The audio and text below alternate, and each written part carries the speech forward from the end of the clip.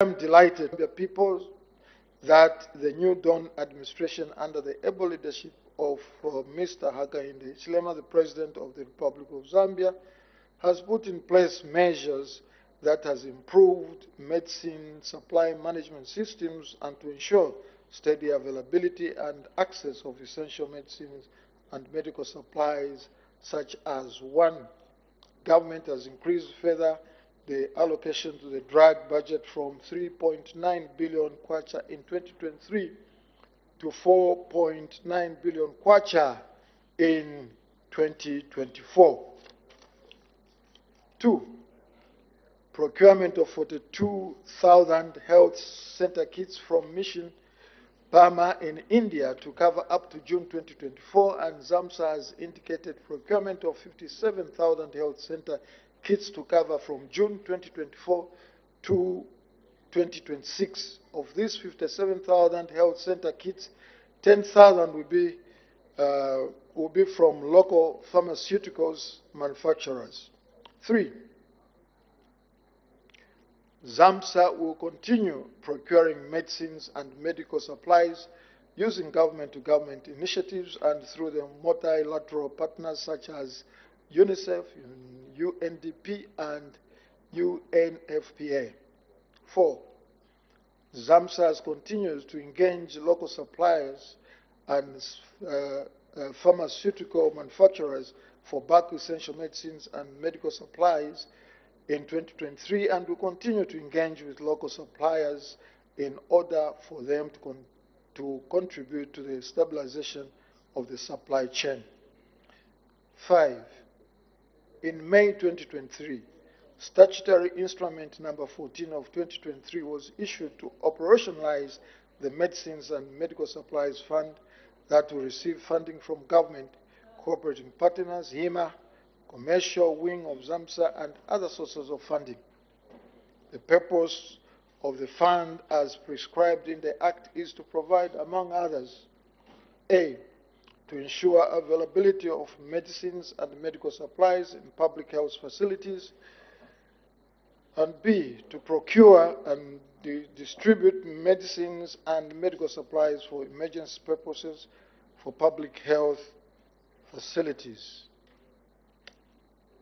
6, promoting local manufacturing of medicines, vaccines, and medical supplies in order to assure a consistent and resilient supply of quality medicines and medical supplies in the country. 7, continued strengthening of the task force against pilferage of medicines and medical supplies in all public facilities. Madam Speaker, as I conclude, these measures that government has put in place are expected to restore our in-country supply chain and commodity security, thereby restoring confidence for both health workers and patients in our health systems and services. Madam Speaker, I thank you. Thank you very much. Honorable members are now free to ask questions on points of clarification on the ministerial statement given by the acting leader of government business in the House. I'm sure the Honorable Minister of Health will gladly take those questions. The Honorable Member for Chitambo. Madam Speaker, I'm so grateful. The statement that has been issued indicates that in July 2022 or 2021, I stand to be corrected, we had about 46% of the supplies. And Madam Speaker, I recall very well that you constituted a committee to go around the country, and they came up with a report here, and this report was voted in the negative, that it wasn't telling what was obtaining on the ground. Madam Speaker, I just want to have clarity so that this matter can be qualified, whether The minister's statement today vindicates your report that what your report brought to this House was actually the truth. I thank you. No, this report that was voted against, we made a decision. Are we trying to review that decision? Maybe the Honorable Minister can make a comment. Thank you, Madam Speaker, and thank you, Honorable Member of Parliament, for your follow-up question. Madam Speaker, I want to state that the report in question did indicate that the levels were below 35%. Thank you. The Honorable Member for Kwacha.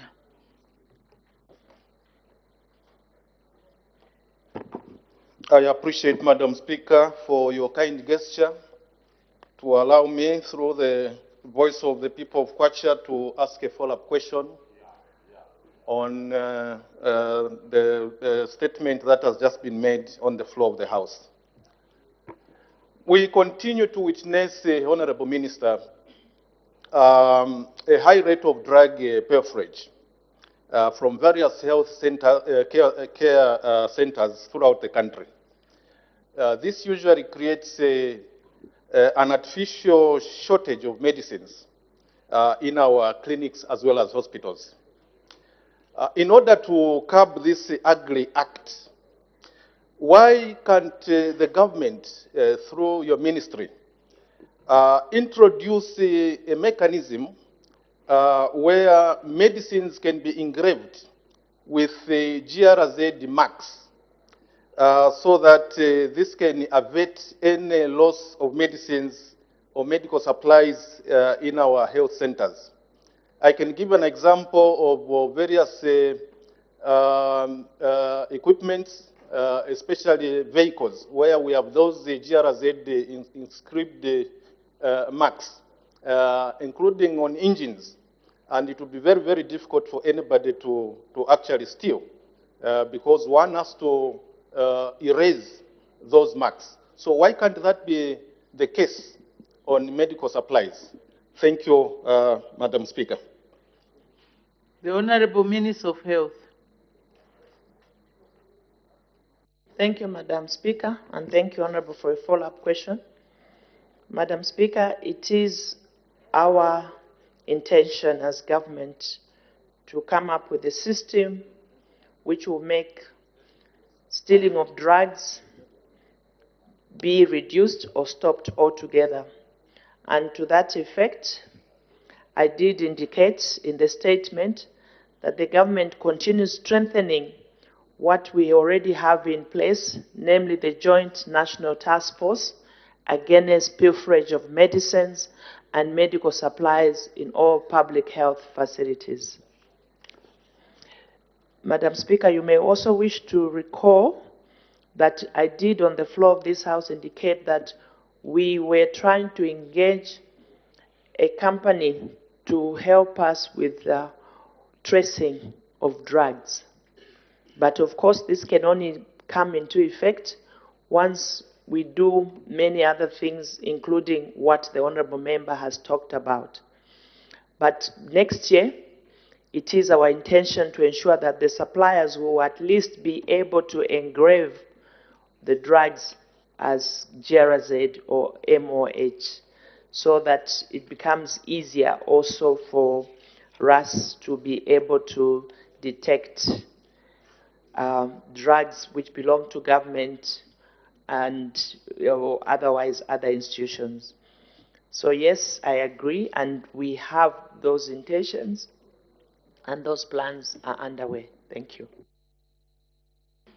The Honorable Member for Zambezi East. Order, Honorable Member for Zambezi East. There is an indication for a point of order. What's the point of order, Honorable Member for Chitambo? Madam Speaker, I'm very careful in listening to the answers that the Minister is providing. Madam Speaker, in her answer, she has agreed that government will be engraving on medicines. I'm very much aware, Madam Speaker, that these medicines come into this country patented, which laws, Madam Speaker, are we going to use to start engraving on patented medicines which are brought to this country? Madam Speaker, articles of our Standing Order 65 explains how we should be providing answers in order to make our listeners have the correct position of government.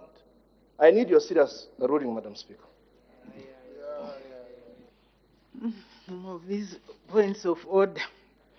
From what I heard the minister say, that there was an intention, following the question raised by or asked by the Honorable Member for Kwacha, the Honorable Minister didn't indicate that the proposal, the suggestion that the Honorable Member for Kwacha brought about is one of the things that they will intend to do in the future. I think that's what I heard them say.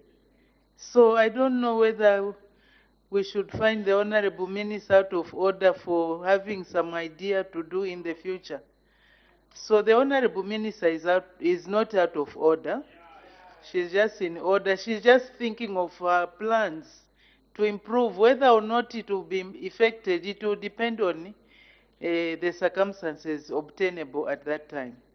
So the Honorable Minister was in order. May the Honorable Member for Zambezi East continue or ask the question. Madam Speaker, I thank you for the opportunity to ask the Honorable Minister of Health a follow-up question. Madam Speaker, allow me to thank the Honorable Minister for that ministerial statement, explaining to us how the supply chain, the drug and medical supplies chain, has been improved, of course, post-COVID period. And by now, we are all aware that the challenges we faced were greatly affected because we were greatly coming from the COVID situation. However, I would like to find out from the Honorable Minister, I'm aware of the fact that the amount we appropriated for the previous year could not all be consumed because of the challenges. How are we doing for this year, 2023, in terms of the burn rate? By that I mean what we had appropriated last year for this year's budget.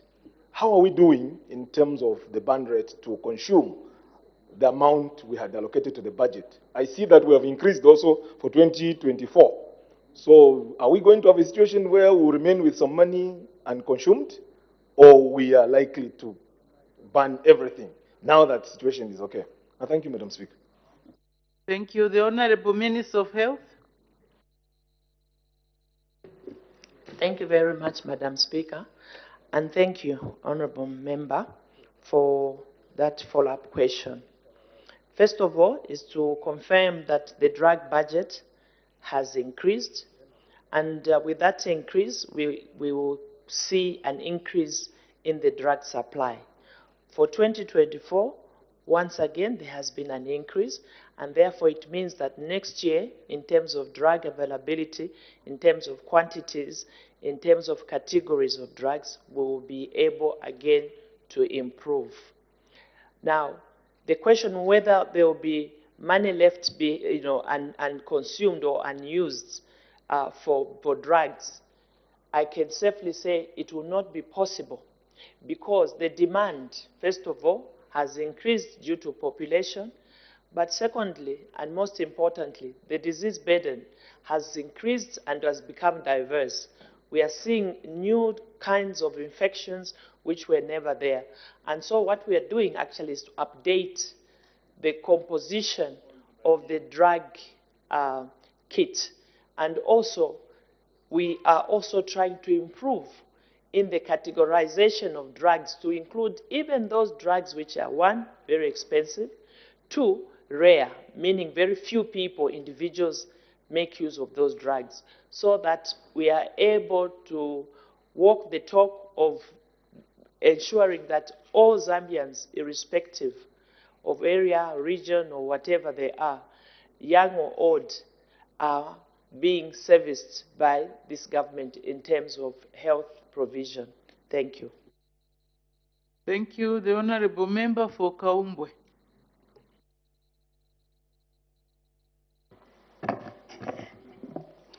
Thank you, Madam Speaker, for giving me an opportunity to ask a follow-up question. Honorable Minister, we followed closely the measures that government has put in to improve the supply chain for medicines and medical supplies. Such measures include increased budget allocation to the drug, include also promotion of local pharmaceutical manufacturing industries, and the procurement of 42,000 kits, medical kits. My question is on the 42,000 medical kits. What measures has the Ministry of Health put in place for quality control of these medicines that we receive from the origin? What measures has government put for supply of these medicines from the origin, not at the destination? Because I believe that when you do a quality test at destination and the medicine failed the quality test, the impact on the lives of people is very high due to those people who are supposed to receive treatment through that type of rejected medicine will not get that treatment. So what measures has government put in place in terms of quality control in order to make sure that the procurement of the 42,000 kits is improving on our medicines and medical supplies chain? Thank you. The Honorable Minister of Health. Thank you, Madam Speaker, and thank you, Honorable, for your follow-up question. Madam Speaker, we have in place rules and regulations that are put in place by government through an act of parliament, wherein we have an institution specifically established to stand in as a regulator. In this regard, I mean ZAMRA, the Zambia Regulatory Authority, whose sole function is to ensure that all drugs and medical supplies that are imported in the country, including those that are manufactured in the country, are tested by way of making sure that they are what they are and they are able to impact positively on the patients that the drugs are going to be administered to. And so in this regard, all drugs that come in the country before they reach Zambia, they are tested by ZAMRA. Of course, ZAMRA has a fully fledged laboratory equipment that is made for that. In addition, we have the Zambia, what do we call it? There's another regulatory body that tests drugs. It's called the ZIMCO, no. The National Drug Quality Control Laboratory is the one which is, it's ZAMSA. But we have another body which is also independent of ZAMSA, but which is a government institution that also does testings, not just of drugs, but indeed any other things that one would want to test. And so that is part of the in-house, if I may call it, testing authority for everything that comes into the country. But I must also mention that ZAMRA does also go to the source countries to go and just do a verification of the manufacturing company that is producing these kits. And in this regard, Madam Speaker, ZAMSA did deliberately invite the Health Committee of Parliament to travel to India so that they are also just able to understand the processes that are involved in the manufacturing and also in the procurement of these drugs. In addition, even when the drugs arrive, what happens is that ZAMSA is supposed to give samples again to ZAMRA to do the checkups. But even if the drugs pass the test by ZAMRA, and then ZAMSA distributes these drugs to the clinics countrywide, ZAMRA, or indeed any other citizen, including health workers on the ground in the clinics, if they see that a drug has any issues, they can report again to the ministry or to ZAMSA or to ZAMRA to say that this drug does not look like it is okay. And in that regard, ZAMRA again will make a test to check if that drug is really safe. What am I saying? The truth of the matter, Madam Speaker, it is possible that even if you import a drug that is okay, depending on how you have handled the procurement and especially the transportation and the storage, a drug can lose its effectiveness. And this is why ZAMRA can, at any point in the process of dispensing drugs, recheck what they have already rechecked before. And in the past, they have found that sometimes a drug which has passed has not passed the second time it has been tested. This is to ensure quality assurance that at all times the drugs our people are consuming are safe and effective. I think that it is also important to say that even when a drug expires, because sometimes drugs do expire because either you have over purchased or this month people are not getting the drugs because people are keeping themselves well and healthy and not sick, and you find that because of that some drugs may expire. And again, at that point, it is ZAMRA's role to ensure that ZAMSA takes those away and destroys such kind of drugs. Madam Speaker, just to indicate the name of the institution, it is called the Zambia Board of Standards, that's ZABS. The other one is the Food and Drug Laboratory.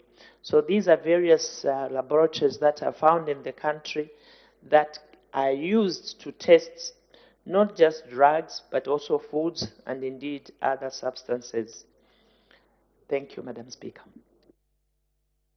Thank you very much. Honorable Member for Kaumbo, you are satisfied? You were interested more in the testing before the drugs leave their place of manufacture. Has your question been answered? It's okay. It has been answered. Thank you. Okay, thank you. The Honorable Member for Mpongwe. Thank you so much, Madam Speaker. Honorable Minister, we've been facing a critical challenge in the shortage of anti-rabies in most health facilities.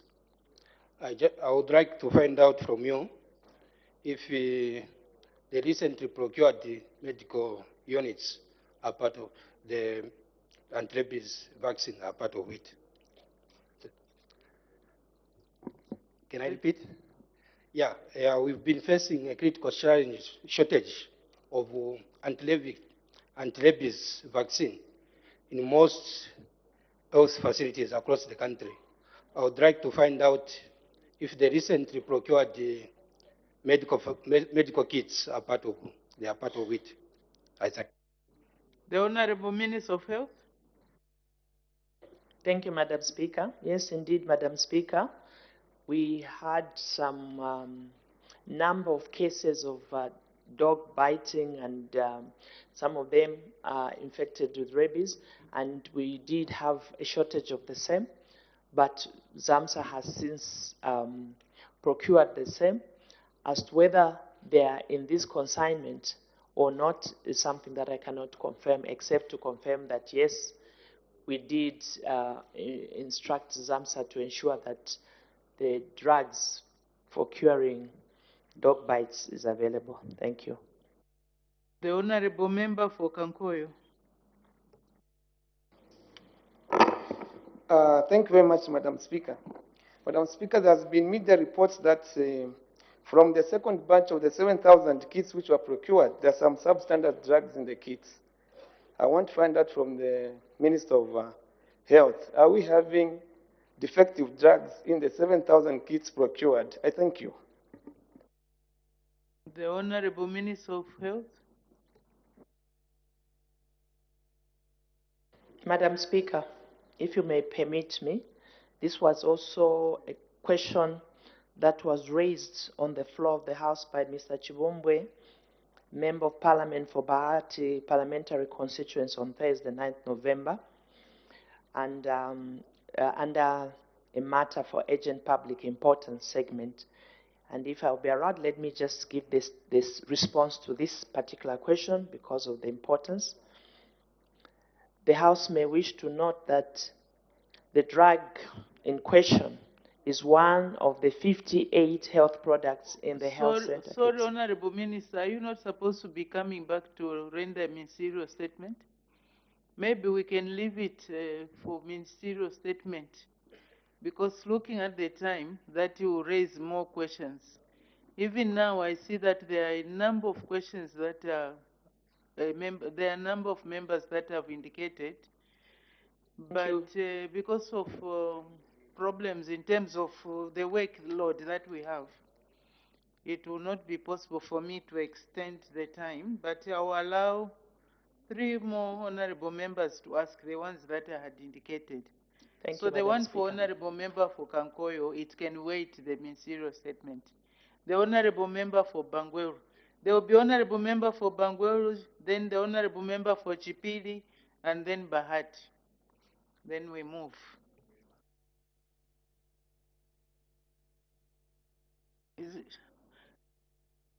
I can only take 3. According to the indications, I'm following the indication on this. The honorable member for Bangweru. Okay, then after that, instead of Bahati, it will be Masaiti. Sorry, Masaiti. Thank you. Madam Speaker, thank you very much. Honorable Minister, a consortium of companies from Egypt that are supplying medicine to Zambia, are the medicines and the suppliers themselves registered with ZAMRA according to the provision of the law within this country? Thank you, Madam Speaker. Thank you. The Honorable Minister of Health. Thank you, Madam Speaker. Madam Speaker, you may wish to know that there is a regulation which requires that medicines imported in the country must be registered through ZAMRA. And to that effect, all the drugs that are being registered, that are being brought into the country through UPA are registered. The only difference in this regard is that the fees to be paid were waived because this was a government-to-government arrangement, and because of the urgency of the matter, and because it is Zambia that went to Egypt to ask for Egypt as a government to support government to have the drugs in the country. And that's why this procurement was more of a single sourcing kind of arrangement. Thank you, Madam Speaker. Thank you. The Honorable Member for Chipili, Honorable Member for Bangor, I see you are not satisfied. I urge you to engage the Honorable Minister. We don't have much time. We have to go through our order paper. Honorable Member for Chipili. Thank you, Madam Speaker. Honorable Minister, the drugs that we have received as a country, do we have drugs for non-communicable diseases? Because we have this problem in this country. I thank you, Madam Speaker. Non-communicable diseases? I don't know. Maybe you can be clear.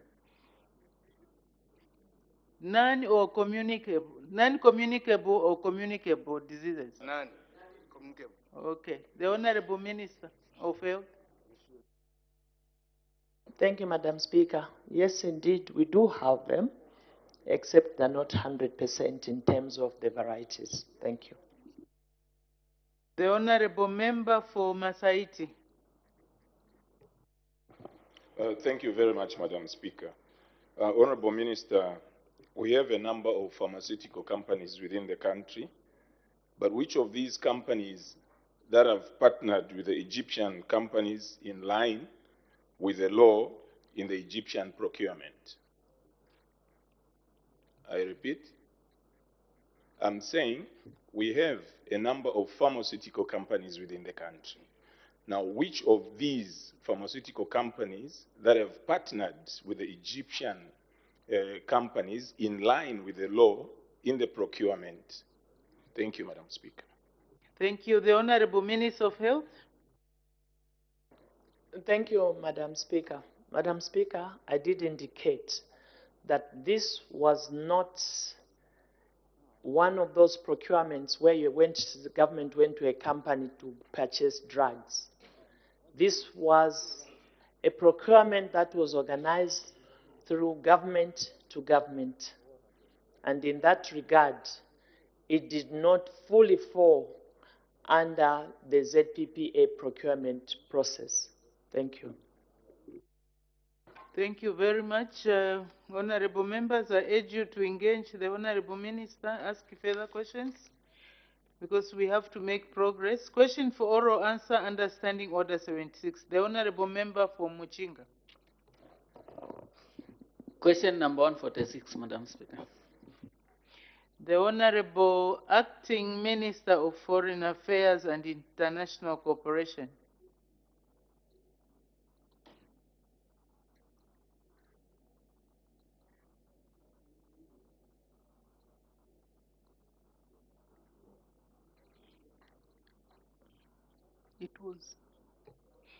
I received communication that the Honorable Minister of Justice, although it's supposed to be with effect from the 18th, so I don't know what is happening today.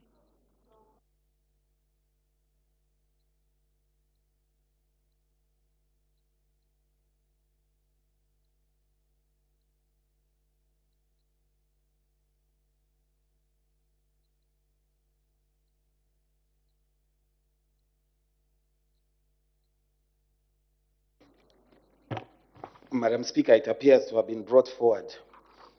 With your indulgence, Madam Speaker, the Honorable Member for Muchinga asked the Minister of Foreign Affairs and International Cooperation, A, whether the government is aware that for the past 2 weeks, Zambian truck drivers have been stranded in the Democratic Republic of Congo following a protest by some truck drivers who are not allowing any trucks loaded with copper to move out of Congo.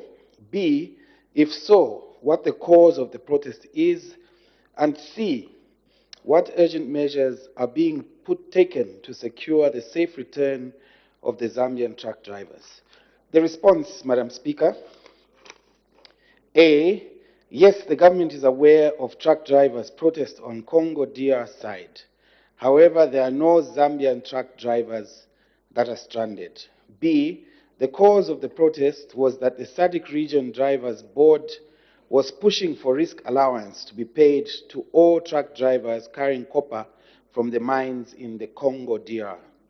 C, there is no need for any measures as no Zambian driver is stranded or under threat. Government had previously held ministerial meetings with Congo DR counterparts to look into the security of the drivers, and this is an ongoing process in ensuring that drivers' plight and safety is guaranteed. Madam Speaker, I thank you. Thank you. Supplementary questions? The Honorable Member for Muchinga. Thank you, Madam Speaker. Honorable Minister, considering that Congo will be going to the elections in the next few weeks, what advice are you giving to the Zambian truck drivers, logistics company, and any other Zambian citizen who do business in Congo, just to make sure that they are not at risk? I thank you, Madam Speaker. The Honorable Acting Minister of Foreign Affairs and International Cooperation. Thank you, Madam Speaker.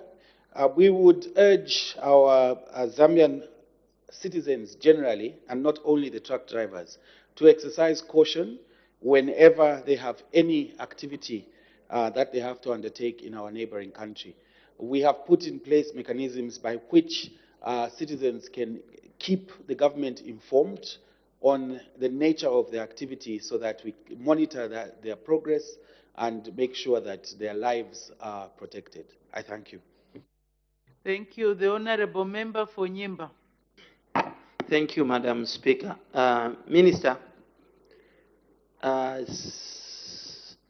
some of us, that is the only route we have, because the business in Zambia for the truckers, it's not there.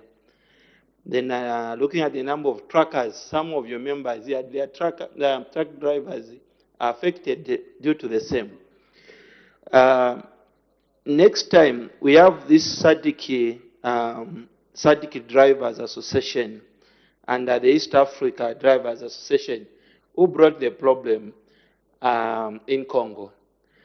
My question to you, through the Minister of Transport and Communication or Minister of Foreign Affairs, don't you think it's time now we had to sit down with our drivers and lecture them, because some of the information they get, it's a long information from other associations, so that our SADC Drivers Association is at least taught our norms as Southern Africa, where we don't believe in ESS, but what is communicated to us through the association.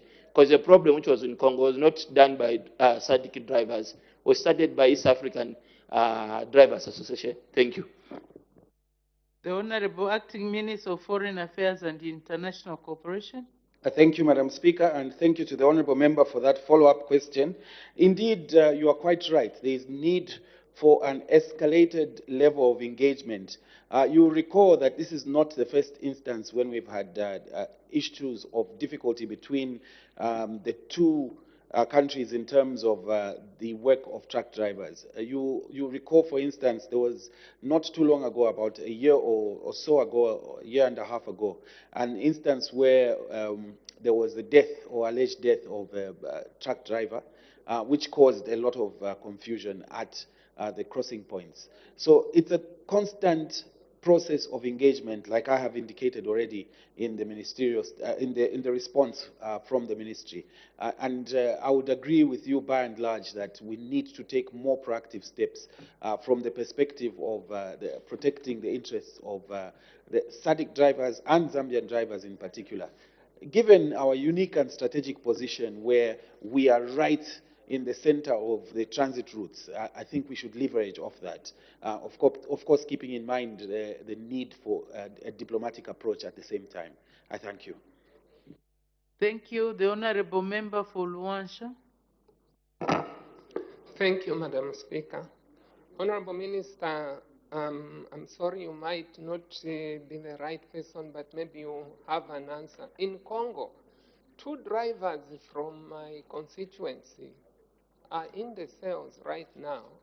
And even yesterday I was talking to them, complaining how they are suffering there.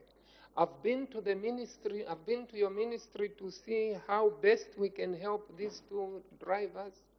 I don't know what comment you have, what words can I take to the families, especially that I'm going to the constituents over the weekend. Thank you.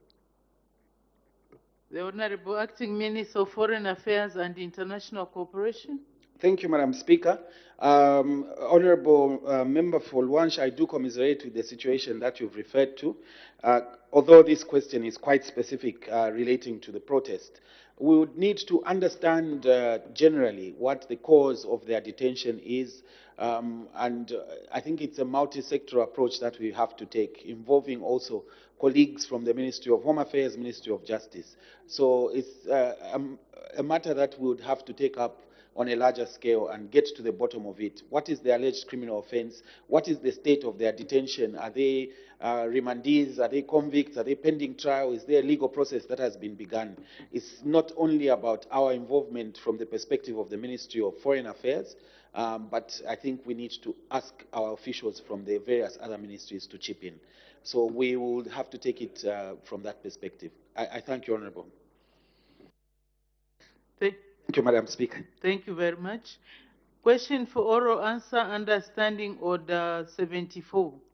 The Honorable Member for Mitete. Thank you, Madam Speaker. Question number 143. The Honorable Minister of Education. Thank you, Madam Speaker. Ms. Amtelo asks the Minister of Education when the government will introduce the school feeding program in schools in Mitete district. We wish to inform the House that feeding program being a learner retention strategy and free education enabler, the ministry intends to scale up to all districts in Zambia, Mitete inclusive, given the fiscal space. Thank you. Thank you. Supplementary questions? The Honorable Member for Mitete. Thank you, Madam Speaker. Minister, thank you. Scaling up in all districts, but for now, Mitete is crying. So can't Mitete be put on the scaling, say next month or January 2024? Thank you. The Honorable Minister of Education.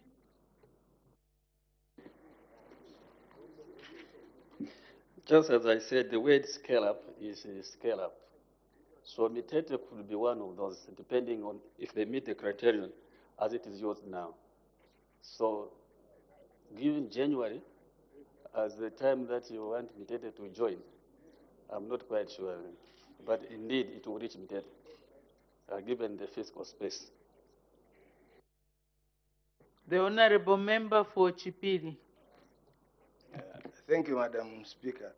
Honorable Minister, I want to find out, of course, this is a very good program, but I want to find out what criteria do you use to select schools which are supposed to be on this program? Thank you. The Honorable Minister of Education. The criteria not limited to the following. 1, districts with low net enrollments, districts with high dropout rates, districts with high absenteeism, and 4, districts with high poverty levels. But poverty levels is among many considerations when selecting districts to be added to the school feeding program. Thank you. The Honorable Member for Lubanseshi. Thank you so much, Madam Speaker, for giving the opportunity to the people of Lubanseshi to ask the Minister of Education a follow-up question. Honorable Minister, are you able to tell the people of Mitete how many schools are you intending to put on this program? I submit, Madam Speaker. The Honorable Minister of Education. Sorry, you said... The question was, maybe the Honorable Member can repeat the question? Madam Speaker, I'm asking the Minister, how many schools in Mitete are you targeting to put on this program? Thank you. The Honorable Minister of Education. It also depends on the school, the location of the school. So once a district has been put, it doesn't mean that all the schools. It usually selected schools within that district. Thank you. The Honorable Member for Mitete.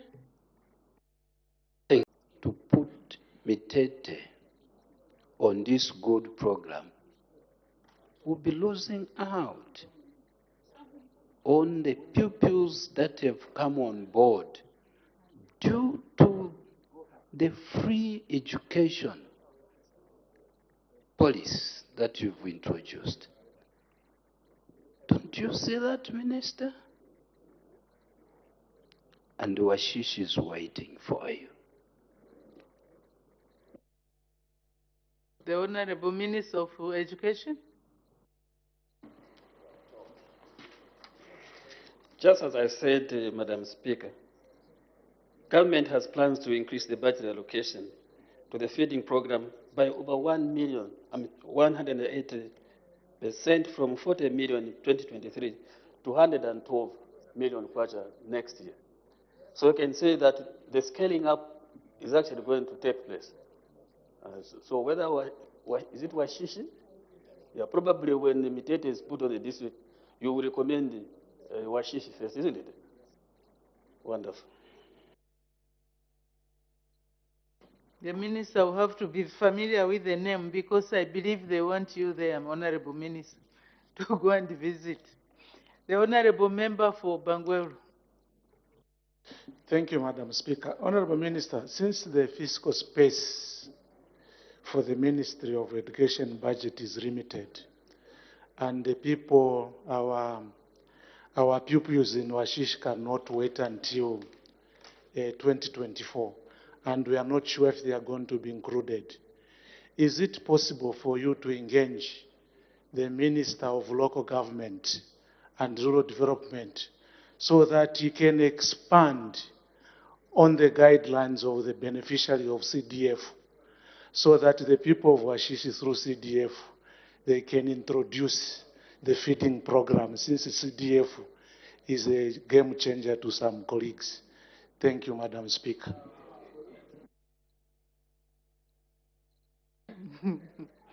The Honorable Minister of Education. So if it is not a game changer to you, it is you who is not utilizing you. So even if I talked to him, you will not use it again. Anyway, I will engage him. But please utilize the CDF. And then you will see that the game has changed. I will come and check in Bangweru how many schools you have built. And I'm sure I'll find them. So let's not pretend that something is not working. It's working. Thank you. The Honorable Member for Masaiti. Thank you very much, Madam Speaker. Honorable Minister, the school feeding program increases learners' performance. But why is it that those pupils, when I went into Washishi, especially at Washishi Middle Basic School, why is it that the learners there are not performing very well when your program increases learners' performance? Thank you, Madam Speaker. The Honorable Minister of Education. Madam Speaker, I'm not quite sure whether he went there to see that the learners are not performing. No, I don't think so. They are performing. Thank you. I think we can make progress. Notes of motion, the Honorable Member for Kalomo Central.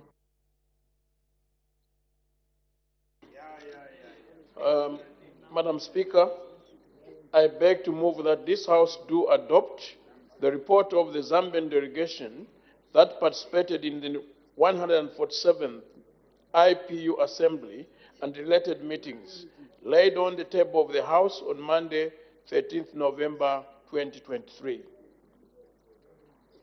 Is the motion seconded? Yes, Madam Speaker.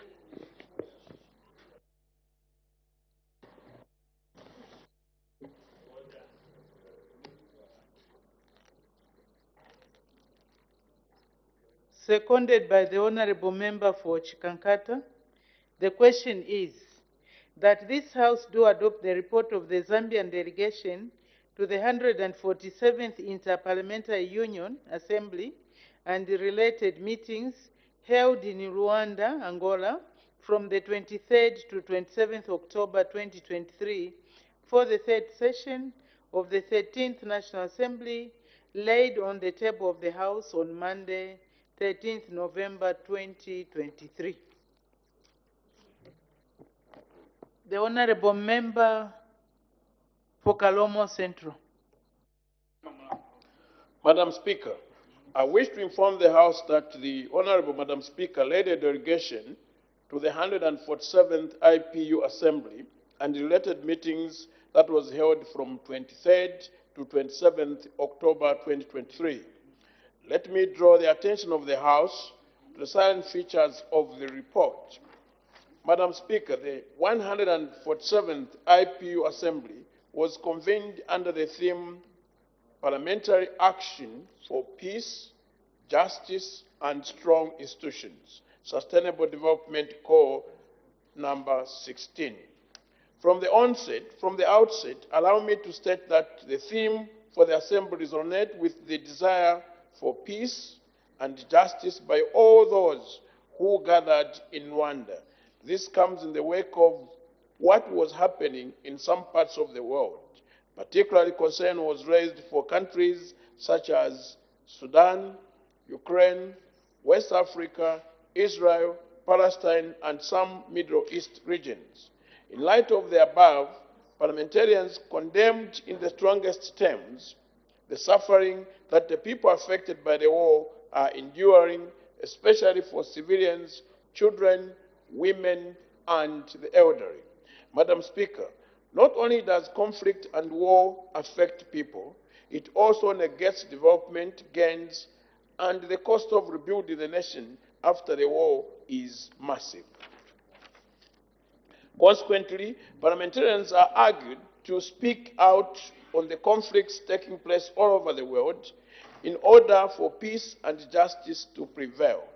Emphasis was also placed on the need to strengthen institutions that are mandated to ensure peace and justice in society. Madam Speaker, connected to the issue of strong institutions, the Assembly noted that strong institutions called for strong parliaments. However, for this to be achieved, parliaments have to remain democratic, representative, transparent, accessible, accountable to the people who elected them. Madam Speaker, another notable theme that characterized the 147th IPU was digital transformation. The Assembly noted that digitalization has the potential to make parliaments stronger. In that regard, parliaments and parliamentarians were strongly encouraged to embrace digital tools in order to make their work more effective. In addition to aiding parliamentarians to connect with the people, digital interactions are important in today's world, especially with the young population who are ardent users of technology. To further demonstrate the benefits of digital tools for parliaments and parliamentarians alike, the Assembly noted that parliamentarians were able to conduct business during the COVID-19 pandemic because of technology. Madam Speaker, prior to adopting the Rwanda Declaration, parliamentarians engaged in meaningful discourse to recognize the SDG 16 more than any other SDG related to parliaments and key institutions of governance in every country. For instance, parliaments had the power to enact laws, adopt budgets, and provide oversight on the executive. The Assembly also noted the parliaments were uniquely positioned to make governments work better at all levels, whether at national, subnational, or local. It was further recognized that effective implementation of SDG 16 can promote positive social cohesion, peace, and development outcomes across board. Madam Speaker, parliamentarians were reminded that the fourth industrial revolution was preparing the world's automation. However, there is little debate among nations that artificial intelligence and robots are likely to replace human workers and changing society. It came to light during the assembly that artificial intelligence and lethal autonomous weapons Honorable members, can we tone down? There's a lot of talking. We are supposed to be listening to the report. So if we are talking, how do we get what is being, and how do we follow up to debate on the same? May the honorable member continue. Thank you very much. We are progressively removing human decision-making from the front line and putting life and death decisions in the hands of artificial intelligence and lethal autonomous weapons systems. Further, some businesses were adopting more automation to compete globally and produce more affordable goods. However, as companies continue to outsource some human laborers, global unemployment rates will continue to grow, resulting in economic instability. Nations with large growing populations, previously a requirement for economic growth, will soon become burdened by them. In light of the above, parliaments and parliamentarians were strongly urged to dedicate resources to study the ethical, legal, and societal implications of adopting artificial intelligence weapon systems. Madam Speaker, as I conclude, the main takeaway message from the 147th IPU Assembly borders on peace, justice, and strong institutions that are inclusive and decisive. Madam Speaker, I beg to move.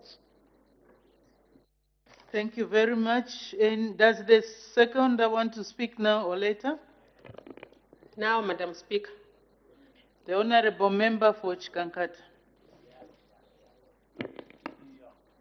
Madam Speaker, I rise to second the motion to adopt the report of the Zambian delegation that participated in the 147th Interparliamentarian Union IPU Assembly and related meetings that has been ably moved by Mr. Hali Kambon MP, first Vice President of the IPU Zambia National Chapter. Madam Speaker, I agree with the mover of the motion that the destructiveness of conflict presents persistent setbacks to development and affects human societies in a detrimental way. Further, that women, children, and marginalized groups are the most affected. Regrettably, the Assembly noted that most armed conflicts and related mediation efforts tended to be male-dominated, despite the fact that women's participation in the peace process was an essential precondition for establishing long-lasting peace. In this regard, parliamentarians were called upon to undertake legislative reforms and come up with laws that can guarantee the active participation of women and youth in peace processes. Madam Speaker, the Assembly also raised concern about human trafficking, especially orphanage trafficking, and noted that any form of trafficking often had a gender dimension. Most of the affected people in this are children and women. The Assembly acknowledged that important role that parliamentarians can play in the prevention of orphanage trafficking, particularly by addressing its gender dimensions. Parliament were strongly encouraged to develop capacity building programs that are aimed at deepening the knowledge of parliamentarians about the nature of trafficking at large and orphanage trafficking in particular. And we have this in Zambia, and most of our people, they don't know that we have this activity in our communities. So it's time for us parliamentarians to help our people by coming up with sensitization programs. Madam Speaker, through the IPU Standing Committee on Sustainable Development, matters of climate change were substantially debated. Among the conclusions that were drawn from the discourse is the fact that legislative is a key driver to enhance climate action. In Zambia, we are lucky we have the Green Economy Ministry in charge of this activity. In this regard, parliaments have been called upon to either enact or align existing laws and policies with other relevant global commitments on climate change. Madam Speaker, climate finance is critical to addressing climate change, especially as it relates to transitioning to low-carbon economies and to help societies build resilience and adapt to the impacts of climate change. Therefore, a strong recommendation was made for nations to mobilize funds outside their domestic finances, given that transitioning to a low-carbon economy is an expensive undertaking. Further, the Assembly placed emphasis on the need for nations to bear in mind that, if not properly handled, the transition could bring about injustices, especially to the vulnerable and marginalized groups. Madam Speaker, in order to address the gap in youth representation in Parliament, the IPU launched the I Say Yes to Youth in Parliament campaign in 2021. The campaign consists of 6 pledges identified by young parliamentarians as the most impactful ways to generate transformative change. Madam Speaker, it is refreshing to note that our Parliament is among the countries that has signed up to this cause and has also made efforts to domesticate the IPU I Say Yes to Youth in Parliament campaign. Among other activities, we have in place a youth parliamentarian caucus, and since its establishment has carried out a number of activities to enhance the participation of youth parliamentarians. Let me also state that establishment of the caucus responds to pledge number 4 of the IPU youth campaign. With these few remarks, Madam Speaker, I beg to second. Thank you very much. Any further debate? The Honourable Member for Chitambo. Just urging Honourable Members to maybe use 4 minutes because we have a lot of work on the order paper. The Honourable Member for Chitambo. Thank you very much, Madam Speaker. I won't even take much of the time. Madam Speaker, just to add a few words to the Interparliamentary Union, which is a very, very strong and viable parliament where we belong. Madam Speaker, it takes me back when I look at the activities that we conduct as a parliament here in Zambia towards augmenting our representation to the IPU. I was thinking, Madam Speaker, that it should be an everyday thing or a monthly thing that members who are seated here, whom I know that all of us here are members to the IPU, are engaging into business to show and transform reports like the ones which have come, so that we are every day busy. To me, it appears like we just wake up whenever there is a program, maybe in the UK or somewhere else in Angola, something like that. That's when we wake up and rush there and present ourselves. Over the period when there's no such a meeting, there's no activity that we do to show that indeed we are members of the Interparliamentary Union and we must be active. Madam Speaker, again, to speak to the way members are selected to go to the IPU. Most of us here, Madam Speaker, we've never stepped a foot there. But we make contributions every year, and our money goes towards that. Madam Speaker, I would urge the people who do select members to look at other members also that have never been there, so that they can appreciate the value of their money which they contribute to the IPU. Madam Speaker, there must be a method in which we must be using to select members that come along with you, Madam Speaker. Madam Speaker, speaking to the climate change issues that were brought forth by the IPU meeting that was held, Madam Speaker, we've got an advantage that we need to take as a country, and this advantage is to deal with carbon trading. If we can enhance it, the Minister enhances this so that our people in the rural areas understand what carbon trading and the values of it. Madam Speaker, we can make a lot of revenue from this trading. Madam Speaker, I promise that I won't take a lot of your time. I beg to support the report. Thank you very much. The Honorable Member for Chama North.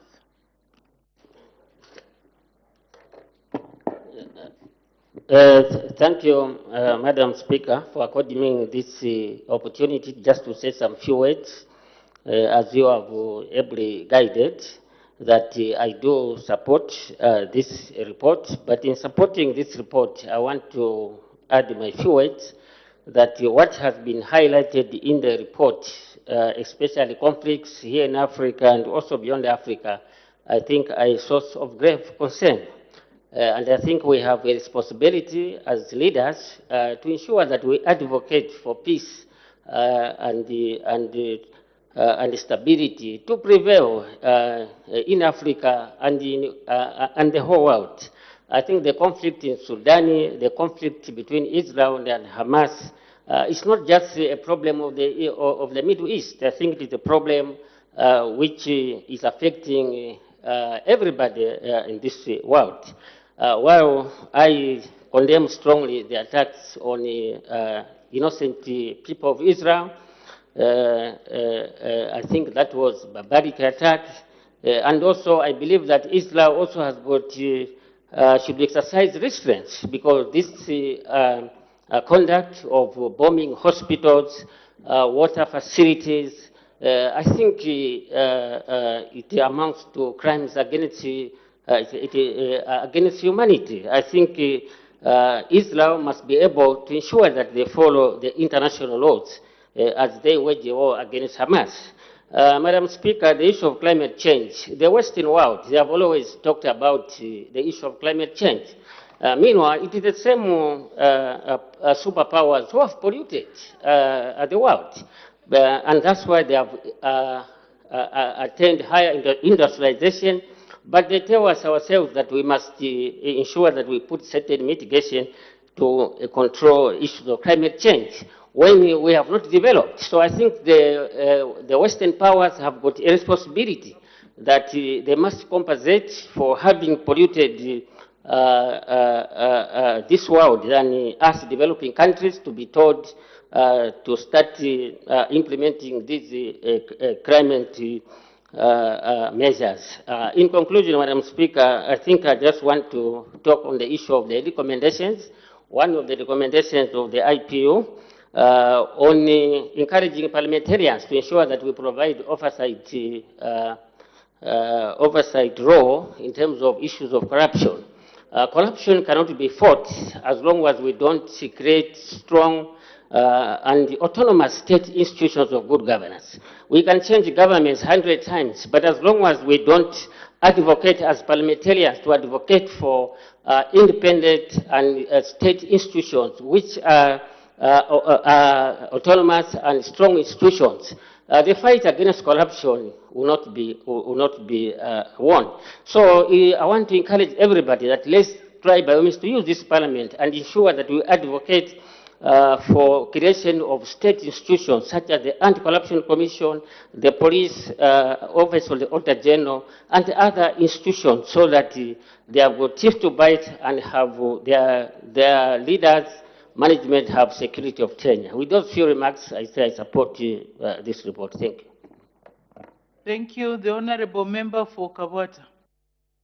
Thank you, Madam Speaker. I just wanted to add one or two words on the motion that is before the floor of the House. Madam Speaker, the report that is on the floor is actually speaking to two issues that I feel I should emphasize, and that is actually transparency and accountability. Without accountability, Madam Speaker, you'll find that people tend to become careless in the way they live their lives. Even us as leaders, as members of Parliament, Madam Speaker, I think there is need for us to ensure that transparency and accountability becomes a theme of our lives and whatever we do, even outside there in our constituencies, Madam Speaker. Madam Speaker, you see that if you look at the report itself, it talks about digitalization.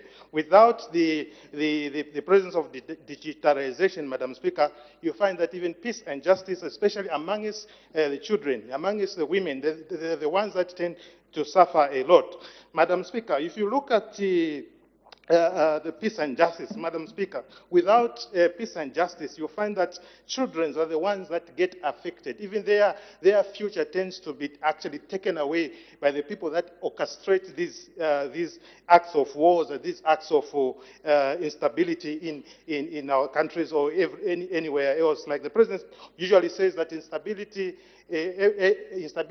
everywhere is instability even where we are. Madam Speaker, I also want to talk about the issue of women. If you look at most of our women, whether in Africa or Palestine, Israel, even in Ukraine, most of our women are actually displaced. And this is because of the same issues that we've been talking about, accountability. Madam Speaker, I also want to look at the issues that have been raised in the report, the issues of strengthening actually institutions that can actually promote peace and justice. These are some of the institutions that we have in Zambia, Zambia Police and the Judiciary. We need to ensure that some of these institutions, they're actually given enough resources so that they can stand for the marginalized in society. Also, the Human Rights Commission needs also to be strengthened. There's another issue that was actually highlighted by this report, the issue of orphanage trafficking. Yes, we are actually seeing most of these issues coming up, not only in Zambia, but all over the world. You find that people are now using orphanages to start trafficking children. I think this needs to be stopped, and the only way we can stop some of these issues is by strengthening these institutions that can help us to curb such devices, Madam Speaker. With these few words, I want to say I thank you. Thank you very much. The Honorable Member for Nalolo. Thank you very much, Madam Speaker.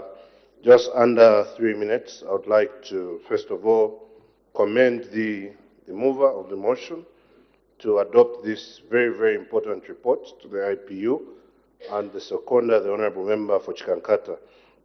Madam Speaker, I'll restrict myself to issues to do with the youth, because I'm a youth myself.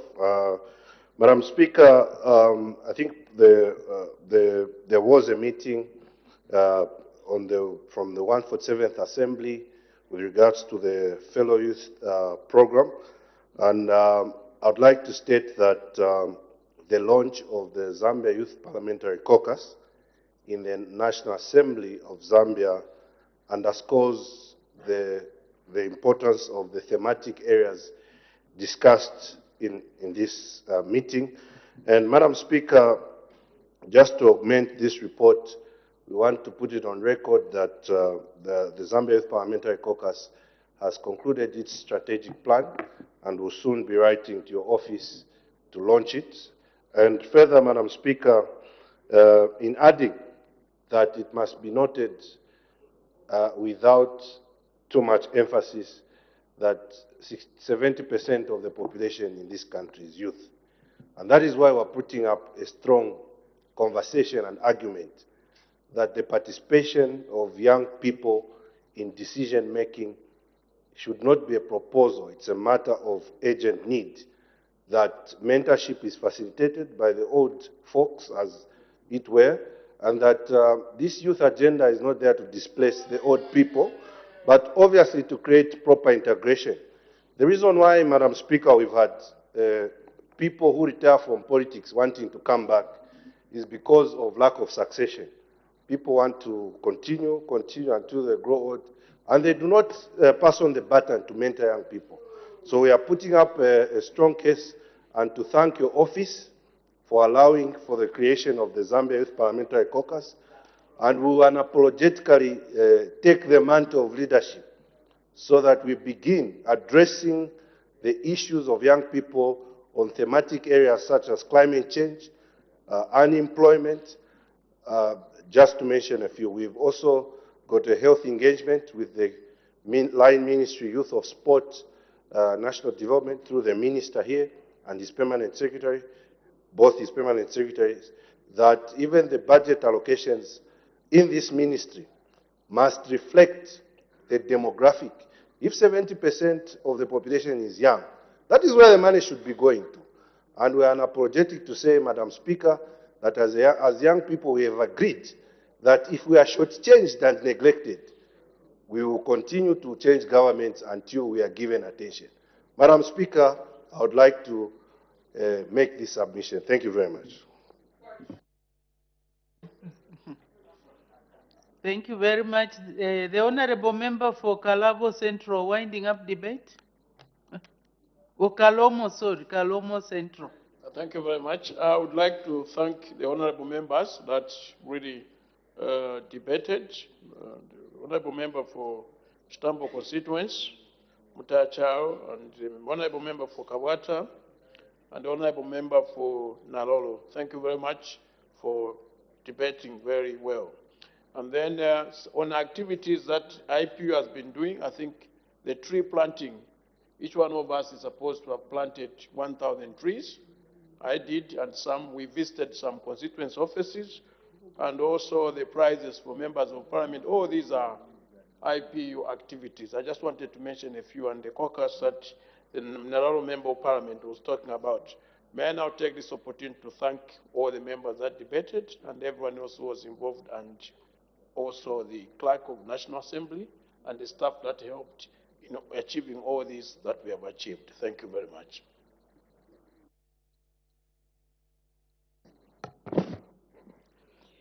I put the question. The question is that this House do adopt the report of the Zambian delegation to the 147th Inter-Parliamentary Union Assembly and the related meetings held in Rwanda, Angola from 23rd to 27th October 2023 for the third session of the 13th National Assembly, laid on the table of the House on Monday, 13th November 2023. As many as are of that opinion say aye. Of the contrary say no.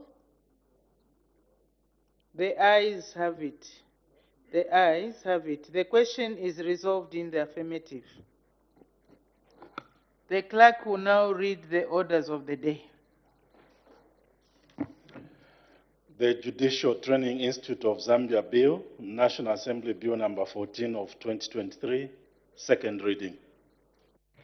The Honorable Minister of Justice.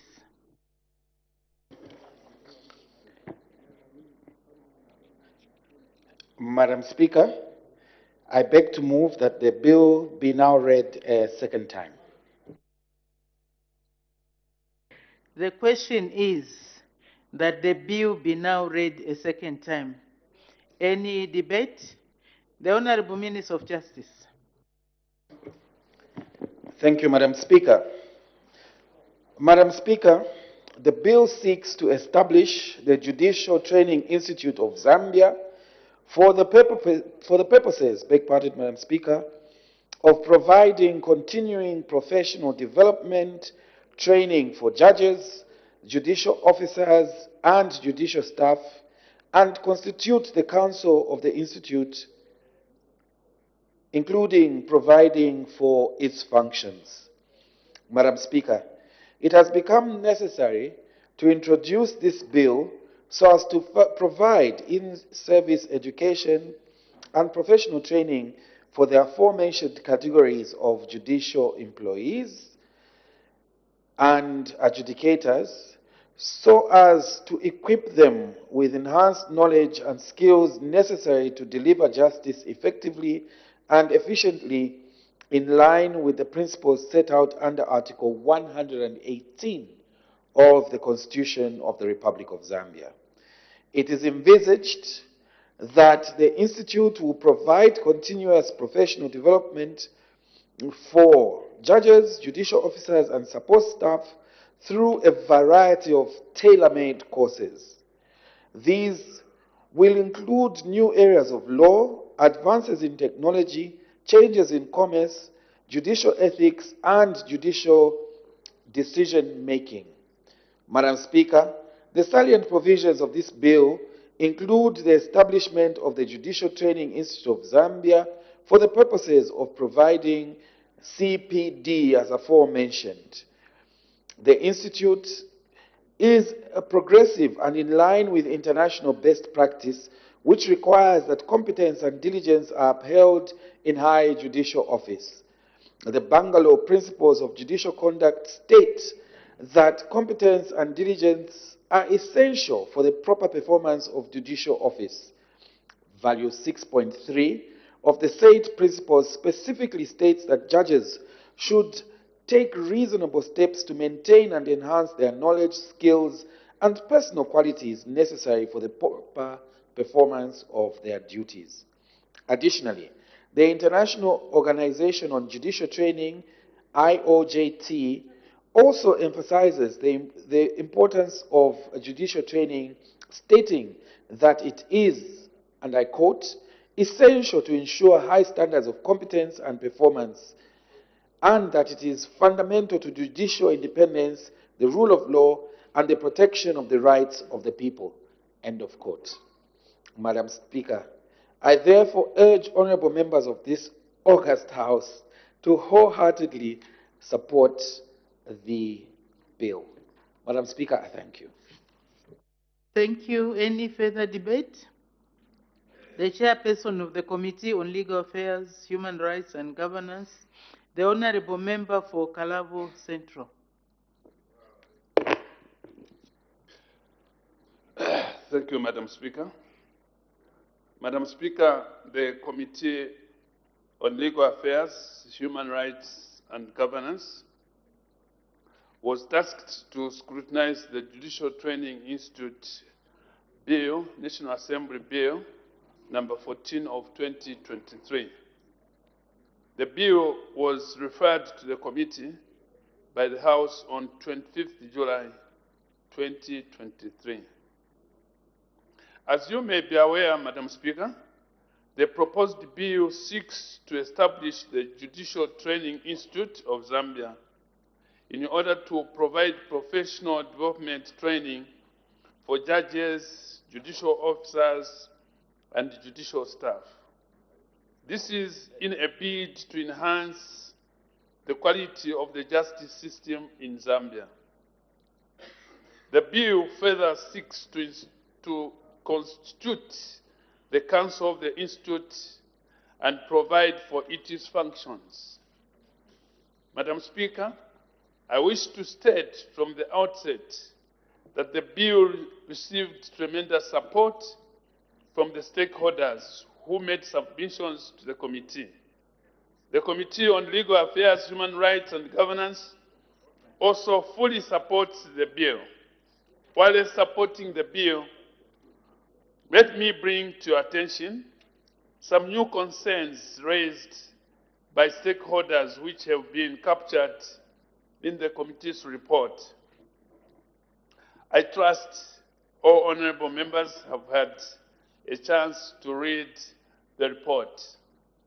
Madam, the committee agrees with the stakeholders that creation of this institute is a welcome move as it will improve the quality of justice delivery in Zambia. However, the committee observes that Section 4, Sub 2H of the Zambia Institute and Advanced Legal Education Act mandates the Zambia Institute of Advanced Legal Education Council to provide postgraduate judicial training for magistrates and judges. In this regard, the committee is of the view that the Zambia Institute of Advanced Legal Education Act must be amended to avoid duplicity of functions. Madam Speaker, the committee observes that the Council of the Institute under Clause 6 of the bill is composed of members drawn from the judiciary. The committee is of the view that since the Council is the highest decision-making body of the Institute, the composition must be broadened to include other players that may have a bearing on improving the quality of the training institute and consequently affect the justice delivery system in the country. These include, but are not limited to, accountants, information technology experts, medical doctors, and engineers, among other professionals.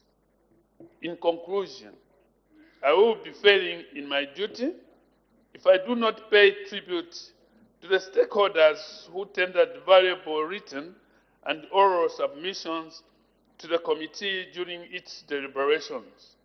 May I also thank you, Madam Speaker, and the Clerk of the National Assembly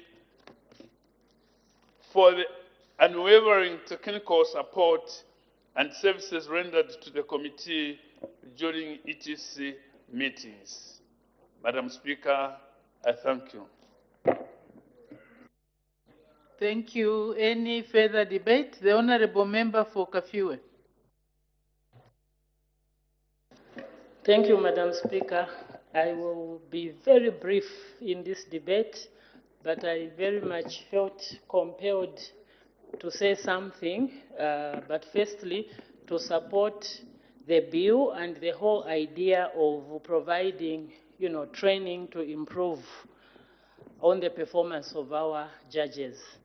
I'm saying that I'm compelled, Madam Speaker, because lately I've followed with interest two cases, in Kafue concerning, how the judiciary has been handling, and I think taking advantage of the immunity that I enjoy in the House, I would say that I think we are still far, from really attaining the kind of judicial system that we want to see, at least if those two cases have been following are anything to go by. Madam Speaker, I've seen a miscarriage of justice. I've seen justice denied because justice has been delayed. And I hope that our judiciary will really rise to the occasion and live to the aspirations of how the new Dawn government perceives, aspires to see the dispensation of justice in this country. Madam Speaker, I have seen people that should have been innocent go behind bars while the masterminds are walking, scot-free. We've seen a simple assault case, Madam Speaker, dragged on unnecessarily for over a year when it's very clear for us, to tell what would have happened and to ensure that they are fair in the way they discharge their duties. I thank you, Madam Speaker. Thank you. Is it only the men or men and women? The Honorable Minister of Justice, winding up debate. Thank you, Madam Speaker. Very briefly, we would wish to thank and commend your committee on the report that has been presented. Indeed, the matters that have been set out in the report have been duly noted. In particular, we note this recommendation that the Ziale Act be amended to avoid duplicity of actions, and the suggestion that the composition of the board of the council of the intended Judicial Training Institute be broadened. Madam Speaker, indeed, at the end of the day, in order to ensure that the training is tailor-made and suited to the functions of the judiciary, the council needs to reflect an appropriate composition, and we've taken note. We also note the concerns by the Honourable Member for Kafue, of which, again, I must extend my extreme gratitude for those insights regarding aspects of justice delayed being justice denied. Every institution is due to stand benefit from improvement in the way it operates and functions, not least the judiciary, hence their own self-introspection to bring up an institute which can indeed ensure that justice delivery is enhanced. Madam Speaker, I thank you, and I once again thank the honourable members for contributing.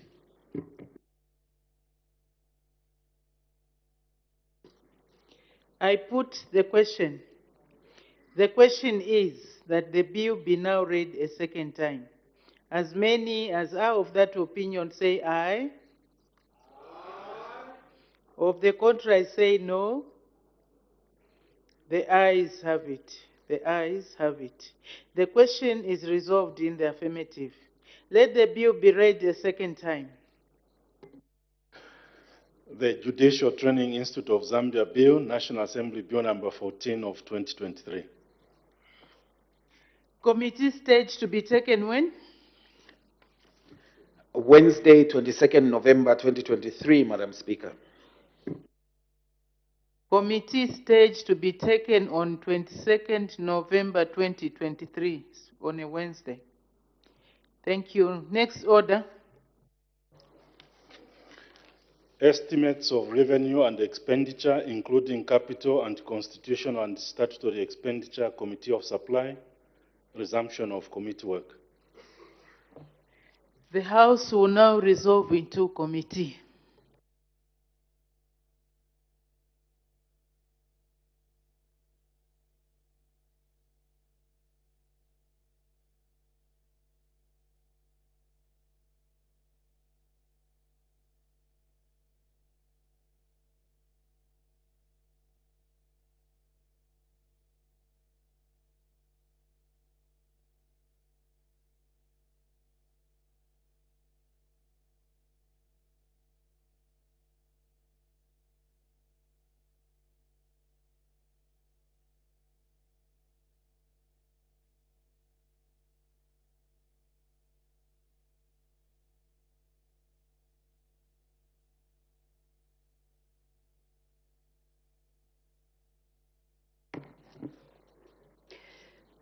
When business was adjourned yesterday, Wednesday, 15th November 2023, the Committee of Supply on the estimates of revenue and expenditure for the year 1st January 2024 to 31st December 2024 presented to the National Assembly in September 2023 had just finished considering Head 21, Loans and Investments, Ministry of Finance and National Planning.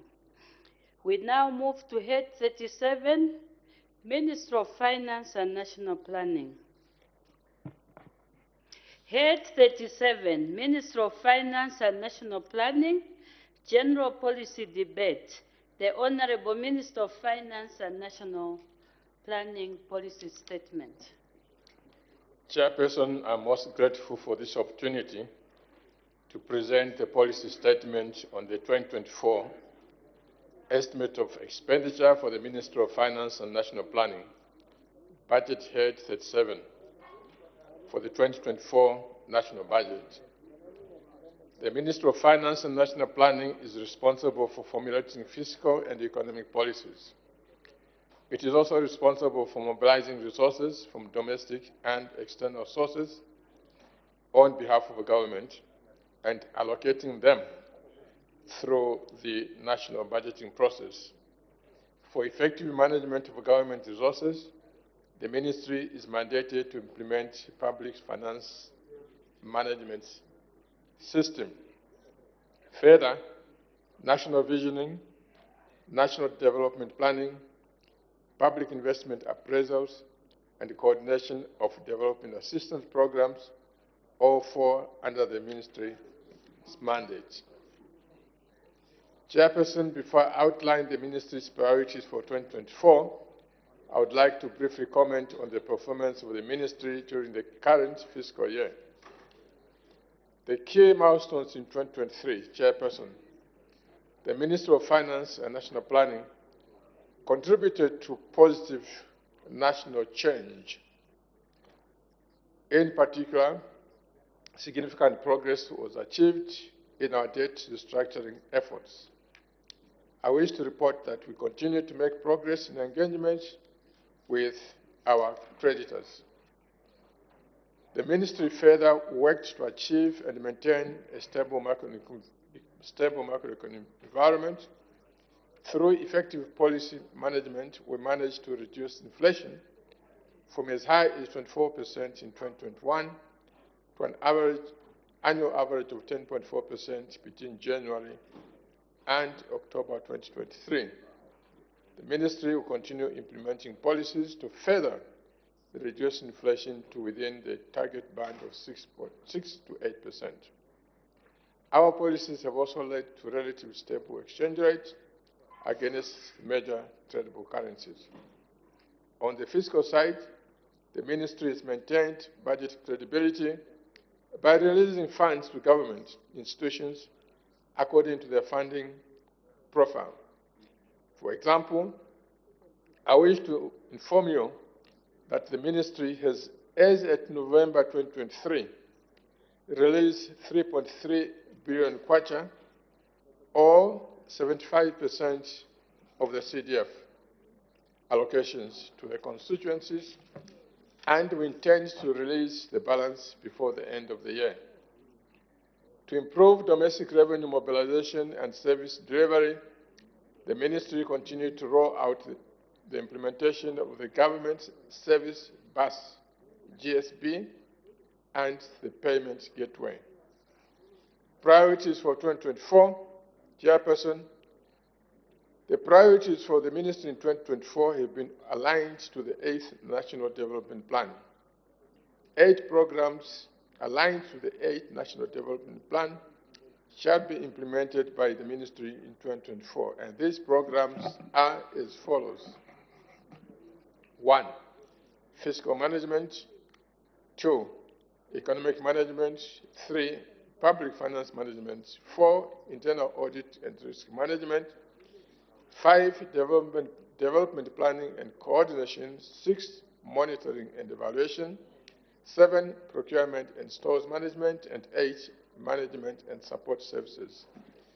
Let me elaborate on this, starting with the fiscal management program. Under this program, the focus in 2024 will be to increase domestic revenue mobilization to 135 billion, or 21% of GDP. Fiscal management programs has been allocated 2.6 billion kwacha, of which 99% is earmarked for transfers to grant-aided institutions that will be implementing initiatives to support the fiscal management. These include the Zambia Revenue Authority, National Road Fund Agency, and the Tax Appeals Tribunal, among others. Under economic management, a total of 80.7 million has been allocated to the economic management program. Of this amount, a total of 60.5 million kwacha is budgeted for transfer to grant-aided institutions. The grant-aided institutions include the National Authorizing Office, Capital Markets Tribunal, Zambia Credit Guarantee Scheme, and Securities and Exchange Commission. Under the Public Financial Management Program, this program will work on strengthening financial controls and enhancing accountability and transparency. This program will also oversee the effective use of IFMIS. All remaining procedural bottlenecks affecting the timely utilization of CDF resources will be addressed under this program. Total of 2.8 billion has been allocated to the Public Financial Management Program. Within the allocation to this program, 96% has been reserved to facilitate payment of personnel-related costs, such as contract gratuity, constitutional posts, employers' share pension contributions, SAP license fees, National Health Insurance Scheme, and separatists payroll. Internal audit and risk management. Under this program, focus will be on realizing maximum value for money. Internal processes and procedures will be reviewed and strengthened, and effective commitment controls through this program will be enhanced to avoid building up arrears. A total of 121.1 million kwacha has been provided for the internal audit and risk management. Of the above, 76 million will be transferred to the Financial Intelligence Center, while another 9.7 million will be for special audits. Under development planning and coordination, the program will oversee the implementation of the 8th National Development Plan through relevant government development coordinating structures. The Planning and Budgeting Act will also be reviewed under this program. Chairperson, the program is allocated 430.6 million kwacha, of which 287 million is earmarked to support the production and coordination of statistics, while 42 million will be transferred to grant-aided institutions. Monitoring and evaluation, Chairperson.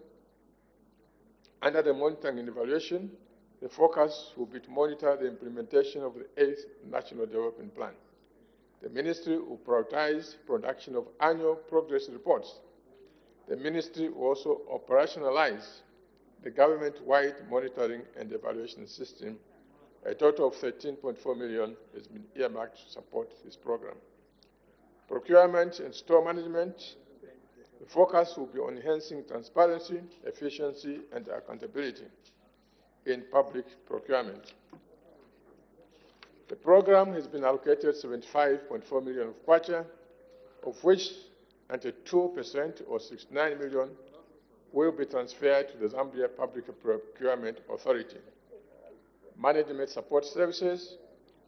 This program will work to smoothen the support of the operations of the ministry. Financing to the public finance, also financing to the public service pension funds will be provided under this program for our pensioners. In this regard, 4.03 billion has been allocated to the program. Of this amount, 3.9 billion or 96% is for transfers, which include 3.45 billion to the Public Service Pension Fund, financing gap, and another 423 million to support the operations of the Public Service Pension Fund. Chairperson, in concluding, the Ministry of Finance and National Plan is proposing to implement 8 outlined programs as just indicated. The programs aligned to the 8th National Development Plan. I therefore seek favorable consideration by members of this August House. I thank you. Thank you. Any further debate? Mr. Chatila. Thank you, Chairperson, for granting me an opportunity to debate this head. To start with, Honourable Minister, I would want to say I do support fully your head. In supporting the head, Honourable Minister, also just to indicate that, Honourable Minister, I think since 100%, which is very good, Honourable Minister, something which has never happened before. In saying that, Honourable Minister, I know that we still have a few challenges in terms of the whole implementation program. The first one is that, Honourable Minister, as much as the monies are being released on time to the ministries, the procurement processes are through a bottleneck to ensure that the ministries then are implementing these programs. And this, I think, partly is to do with the current provisions in the Act, that is the ZPPA Act, which, Honourable Minister, if you are to see a lot of progress in this area, I would propose, Honorable Minister, that we, with immediate effect, maybe we consider revising the ZPPA Act to open up the space. As it is now, the procurement processes are quite very long, something which is working against our aspirations, Honorable Minister. Then the other issue, Honorable Minister, I talked about the issue of where the tax policies are able to be determined. But even when we see that this is happening, which is very good, by the way, for the growth of the economy, I wish we could put up a mechanism, Honorable Minister, of evaluating some of these tax incentives. For example, we have given tax incentives in the mining industry, and also we have also tax incentives in the multi-economic facility zones. But I think the question that which most of the people are asking now are the benefits of these tax incentives. It is my desire, Honorable Minister, that maybe we sit and then look at a mechanism of fully explaining to the Zambian people the benefits of doing that. I know, for example, that had you not implemented like the tax incentives in the mines industry, Honorable Minister, by now most of the mines were going to be in problems. And by doing so, Honorable Minister, by giving these incentives today, at least we are seeing some levels of improvement in the mining industry. Then the other thing, Honorable Minister, I know that the permanent secretaries, when they are submitting this budget or the funds they need from you, they are using what is called the budget framework papers, which they do submit. But what is missing, Honorable Minister, from all the ministries, issues of the lack of the implementation plans. These are the strategic implementation plans, which are very important, not only for your ministry, maybe to check in terms of what is happening in terms of the progress, but also even for the ministries themselves, Honorable Minister. This will be a yardstick for them to know as to how far they have gone in terms of implementing their projects. So it will be very good for you, Honorable Minister, I know, because you are not working in silos, but as a team, to ensure that maybe these ministries also do submit these implementation plans. And the last one, Honorable Minister, is the issue of the funds that they are being released. I spoke about where you are doing the time releasing of the funds. Honorable Minister, kudos to you and your government that now you are following the appropriation bills. I know this process which you are doing now will result into an appropriation bill, which these honorable members who are here, Honorable Minister, are going to approve. And by doing so, Honorable Minister, it is good that what these members do approve is followed. What do I mean? Honorable Minister, what I mean is we have seen in the past, and I want to be specific, that was between 2016 and 2021, where the House will approve the appropriation bill. The bill basically gives you the powers to allocate funds for each ministry as approved by this House. But Honorable Minister, we have had the situation during that period whereby there was no respect to... Mr. Chatira, you are not addressing the minister, you are addressing the chair. Please, you may proceed. Well guided, Madam Chair. Madam Chair, I was talking about this House, your House, where they do approve the appropriation bill, which gives the power to the minister to release the funds. Madam Chair, and I was giving an example of the period between 2016 and 2021, because I was in this House, where such an act or bill is approved. But we saw a lot of mismanagement in terms of the allocation of these resources to the ministries involved. And just to give an example, Madam Chair, in 2018, under Mwomba constituency, my constituency, a dam was allocated, Madam Chair, in Chief Yona, called Namairi Dam. And in 2018, 2019, I made a follow-up to the Minister then of Livestock as to what was happening. And Madam Chair, You won't believe it. And I'll continue talking about it because we don't want to see these things recurring. Where the minister then tells you to go back to HH because the person I was supporting for me to get that done. And as I speak now, I know that the current minister has been promising that that is going to happen. Madam Chair, you'll find this is almost 5-6 years, nothing has happened.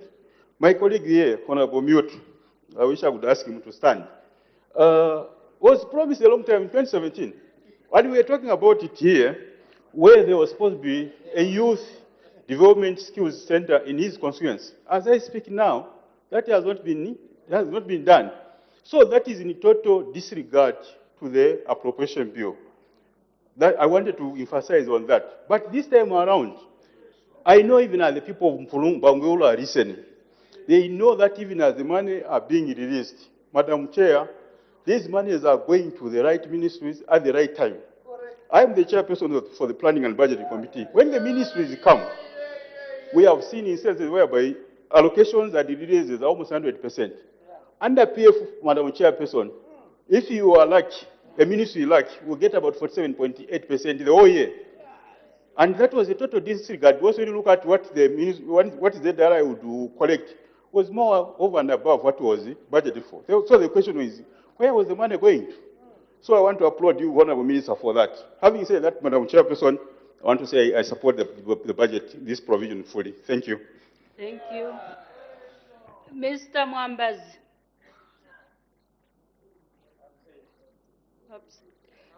Mr. Nakoka. Thank you very much, Madam Speaker, for the opportunity given to the people of Luena to debate Head 37, Ministry of Finance and National Planning.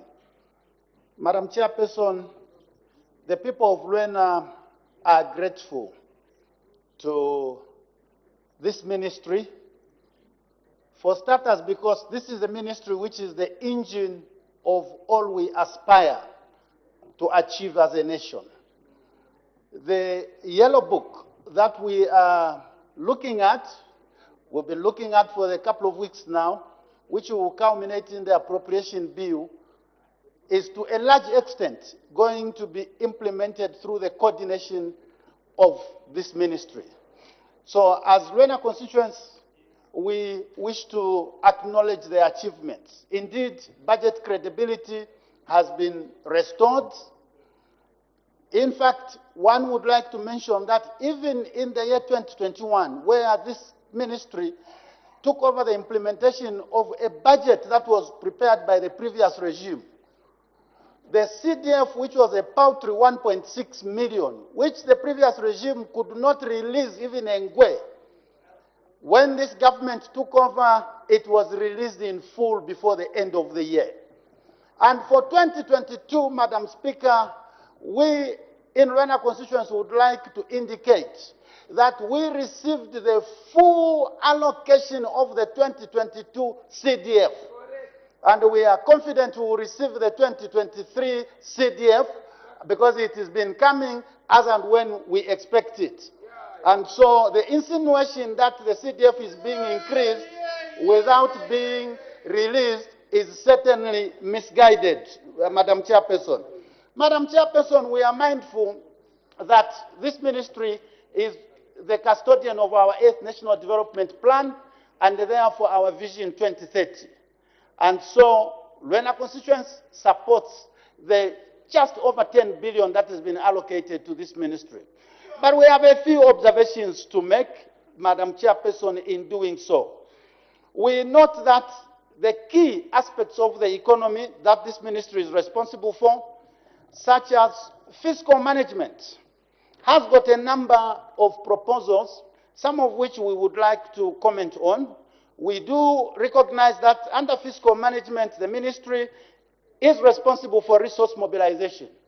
Without this ministry being able to mobilize sufficient resources, this budget will be a pie in the sky. But from our history in the recent past, we know that this ministry has been very realistic. What has been proposed in the budget has all been delivered once it's approved by this House. Debt and investment management. Madam Chairperson, here one wants to take off his hat to this ministry for the big achievement of debt restructuring. We do know that right now there has been a little bit of misinformation out there in the public that some creditors are refusing to cooperate with Zambia in the remaining of the debt that needs to be restructured, which is misinformation, Madam Speaker. The program for debt restructuring, we do know, is very much on course, and the huge cash reliefs that we have received as a nation is what is going to finance the increase we see in this budget estimates. Madam Chairperson, still under fiscal management, we note that the ministry is aiming to bring to this House a state-owned enterprises bill.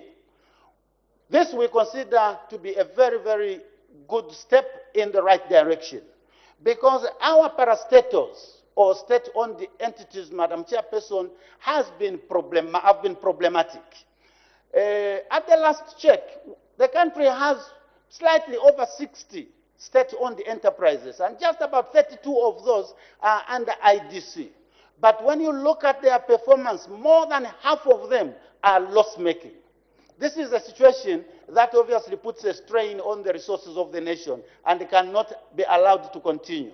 And as in Luena constituency, Madam Chairperson, would like to propose that hopefully alongside this State-Owned Enterprises Act, the powers that be will probably consider bringing into existence a ministry of state-owned enterprises so that there can be special focus on these state-owned entities to make sure that they deliver on their mandate. A lot of them are operating without strategic plans. A lot of them have got very poor oversight in terms of the boards that are supposed to provide that strategic direction, and therefore the nation hasn't been realizing acceptable returns in terms of what has been invested in these state-owned enterprises. Madam Chairperson, we would also like to note under economic management that the ministry is looking after the Capital Market Tribunal, is looking after the Credit Guarantee Scheme, the Securities and Exchange Commission, just to mention a few. We have a little comment on the Credit Guarantee Scheme. We do know that this is a scheme that the ministry or the government has made available year in, year out. However, its utilization has been a little problematic.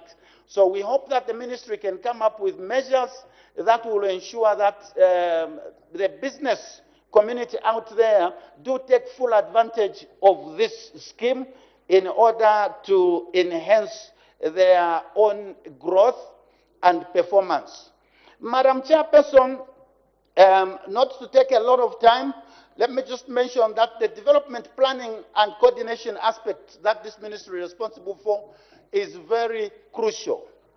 And we would like to indicate that alongside that, the issue of monitoring and evaluation comes into play. And it's an area in which we've been a little bit weak as a nation.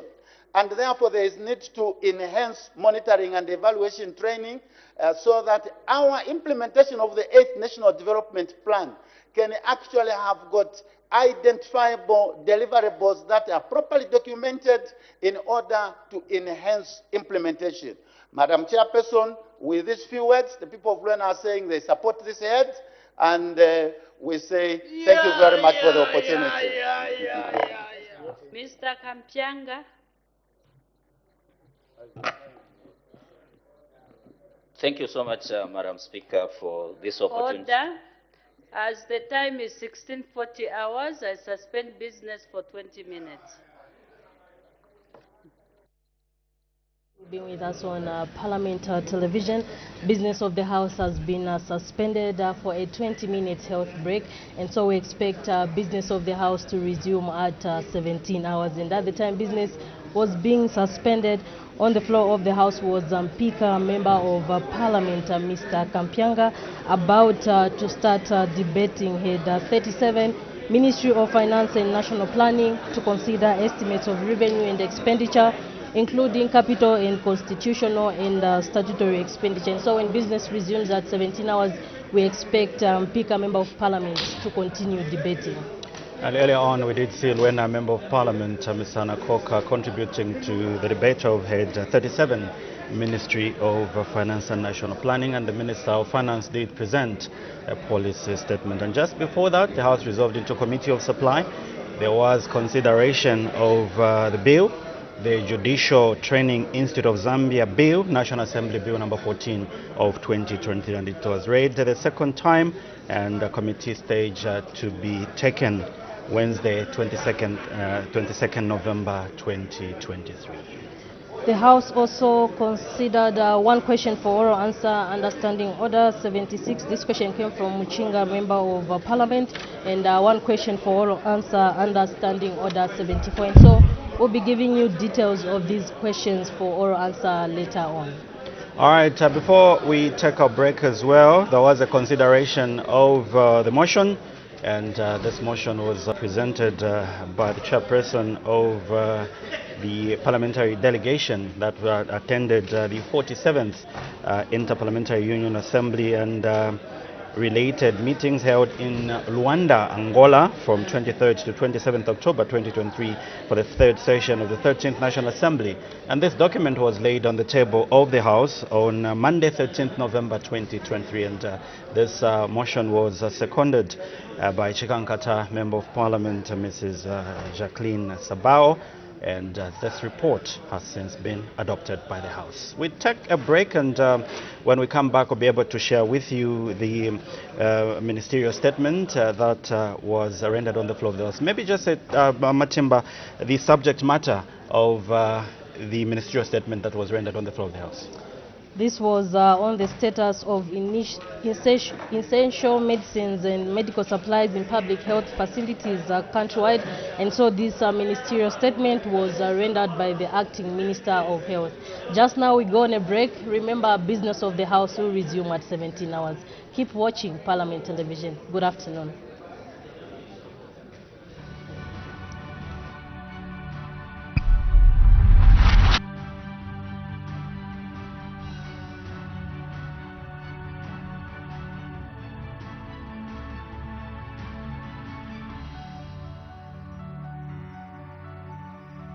My name is Kalalwe Andrew Mokosa.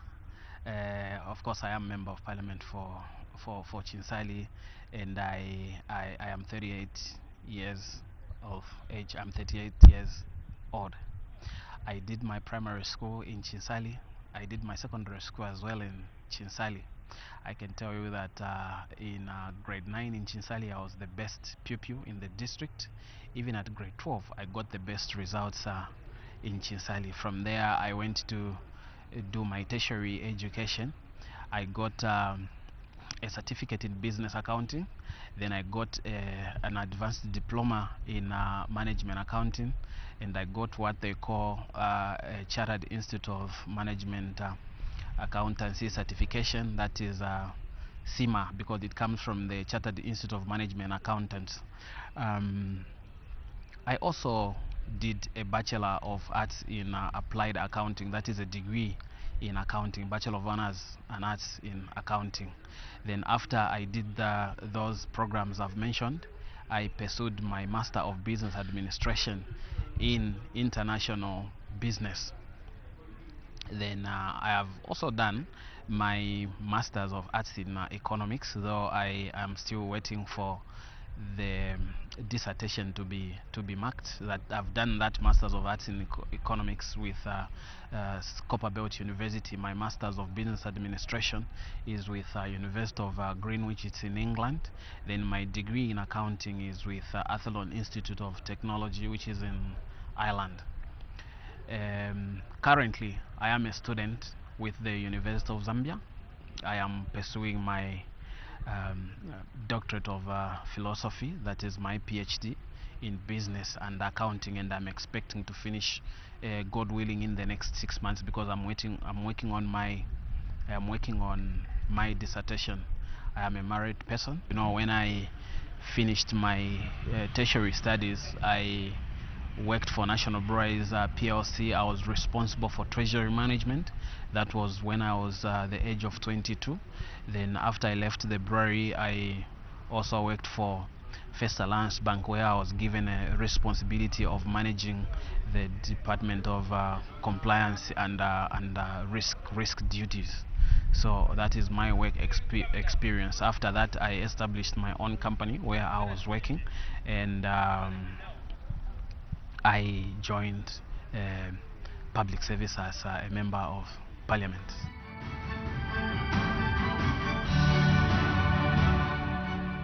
My constituency is a very big constituency. It is in the northern part of Zambia, specifically in Muchinga province.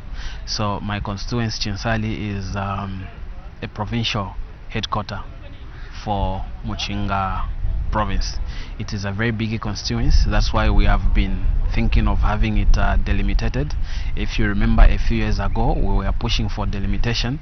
It even reached a point where the government declared part of the district as a sub-boma, that is Chilinda sub-boma. We have even built an administration office block as well as the house for the sub-boma administration officer, though the operation of the sub-boma has not taken effect yet. So it is a big district, because it's the only constituency now in Chinsali district. It is a big constituency in a big district.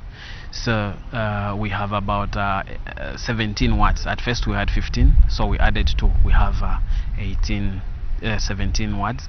What we are looking forward to is to have it delimited when the constitution is amended to have more constituencies. Chinsali has a lot of challenges.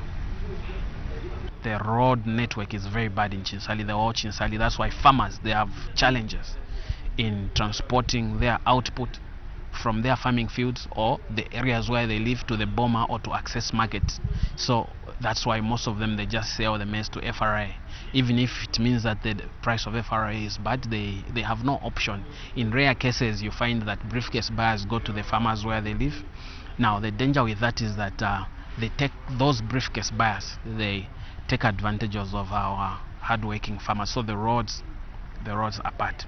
Number 2, what I talked about, we need an economic activity that should be supported or initiated by the government, be it IDC or Ministry of Commerce, to help the people of Chinsali. Because if you have something that is big that is happening in the district, then it is going to create employment, and there will be people that will be working there. The money that they will be earning, they will be using that money to go and buy in the shops in Chinsali, and as a result, the economy of the district is going to be activated. We have Paul Mushindo University that has not been completed. That is also one challenge that the people of Chinsali require the attention of government. Because remember, I'm just from talking about an economic activity. So that university, when it is opened, at least we are going to have, students coming from different parts of the country. They will be coming to learn in Chinsali, and those people, when they have money, they will be spending it in Chinsali. So they will be buying vegetables, tomatoes, and other horticultural crops from the small-scale farmers in Chinsali. At least we will have improved the economic activity of Chinsali. The other problem that we have had in the past is health infrastructure. At least we now have the big hospital that we have built along Nambuluma Road or near Tazama there. That one, it is helping the region, not just Chinsali, it is helping almost everybody from Muchinga province. But we have these rural health facilities that are supposed to help the people in the respective areas where people live, especially services relating to primary health care. So far we have built a few clinics. We have built one in Chilunda, we have built one in Cheswa, we have built one in Mwalule, and there's one that has been built in between Kasanta and Kalisha. Okay, we have also built one in Nashinga. That one in Nashinga has not been operationalized. despite having built these rural health clinics, we still need more. And we plan to build one at Fonko Fonko, we plan to build one at Kampemba, among other areas. We do not want to have maternal related deaths as a result of not having health facilities nearby. We do not want people to be traveling 20-30 kilometers to go and access health care and health attention. No, we don't want that. So those are some of the challenges. The other challenge that we've been facing, the state of infrastructure in the education sector. We have areas where the quality of the classroom blocks is so bad. That is one area where we need to do more, and we are going to do it. I'm very confident we are going to do it, especially if this increase in CDF will continue. This increase in CDF that we have now, we are going to make sure that we build more classroom blocks, because already, as we speak, in this CDF for 2022, we have identified over 10 classroom blocks that we are going to construct. So those are some of the challenges. The other challenge that the people of Chinsali face, it is lack of employment, high levels of unemployment, especially among the youths. That is the reason why you heard me talk about having an economic activity to spur the economic development of the district. If we have where people can work, then it can be easy. We have so many that have finished grade 12. Others have finished college and university studies, but they can't find employment. So that is human resource that we are putting to waste. Because if all those are subjected to participate in production, then we can increase productivity, not just for Chinsali. We can increase productivity for the country.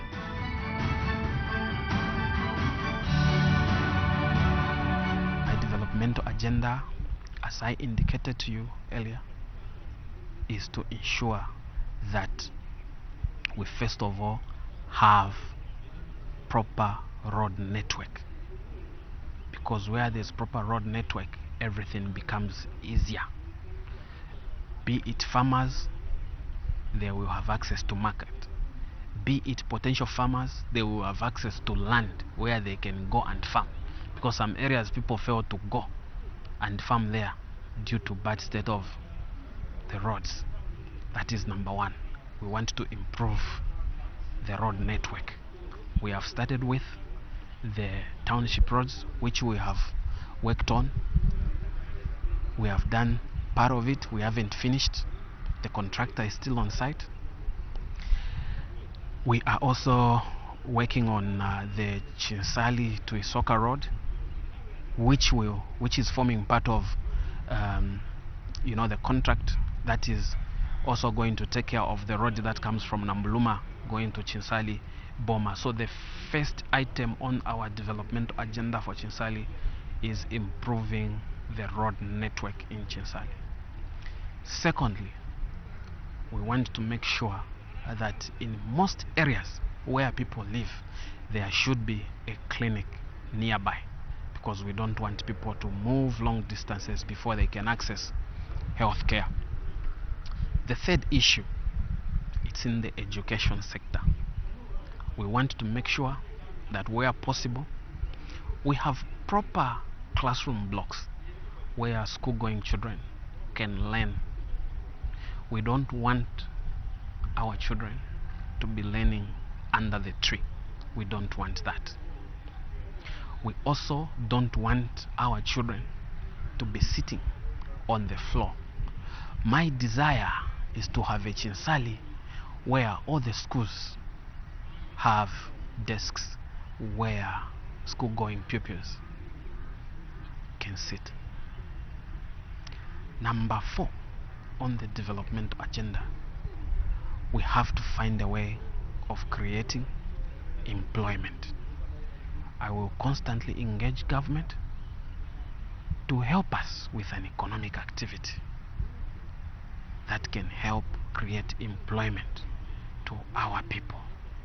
Yes, we do appreciate the efforts that are being made by the government to employ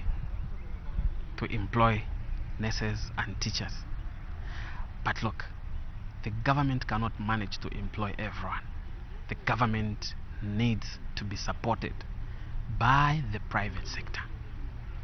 So, if the private sector participates in the employment, in employing people, then we are going to have more people be employed. And if we have an economic activity that has been initiated by the government, even the private sector will be activated to employ the Chinsali locals. Let me give you an example. If, for example, the government initiates an investment in the timber plantation through Zafico, or they initiate a project to grow and cultivate sisal, what is going to happen is that there will be other industries that support these core industries, and those supporting industries or supporting enterprises, they are going to create employment, and as a result there will be people that will be employed at the timber plantation or the sisal plantation. Then now those suppliers that are working with the timber plantation or the sisal plantation will also be employing people. So that is the other area. Okay, is it?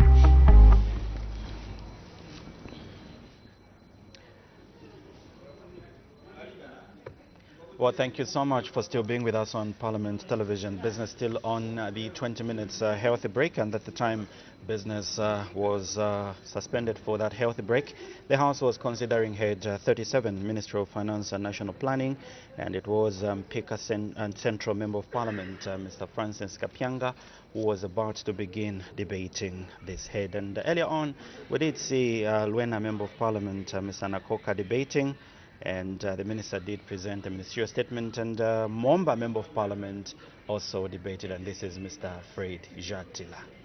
And still to be considered is Head 25, Local Government Service Commission, and Head 29, Ministry of Local Government and Rural Development. When business resumed at 14:30, Madam Speaker did permit the Minister of Health to render a ministerial statement, and her ministerial statement was on the status of essential medicines and medical supplies in public health facilities countrywide, and it was the acting Minister of Health, and this is Honorable Ambrose L. Lufuma, who read that ministerial statement, and later on we did see the minister responding to the follow-up questions that were posed by various members of Parliament, seeking clarity from the Minister of Health. We also saw Kalomo Central Member of Parliament, Mr. Harry Kamboni, moving a motion urging the House to adopt the report of the Zambian delegation to the 147th Inter-Parliamentary Union Assembly and related meetings held in Luanda, Angola from 23rd to 27th October 2023 for the third session of the 13th National Assembly, laid on the table of the House on Monday, 13th November 2023. A motion that was seconded by Chikakata Member of Parliament, Ms. Jacqueline Sabao, and when a question was put, this motion was adopted. There was a consideration of a Judicial Training Institute of Zambia Bill, National Assembly Bill number 14 of 2023, past the second reading stage, and a committee stage to be taken on Wednesday, 22nd November 2023. We cross back to the floor of the House because in few seconds' time business resumes, and remember at the time business was suspended, Head 37 was under consideration. Madam Chairperson.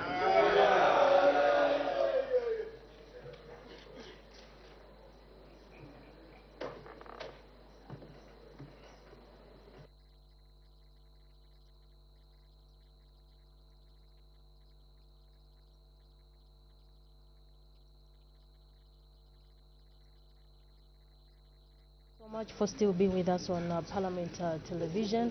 Bells are ringing. It seems there's no quorum in the House, and it is a requirement that 1/3 of members of Parliament must be present in the House for any business to transact. And so once the quorum is formed, we expect business of the House to resume.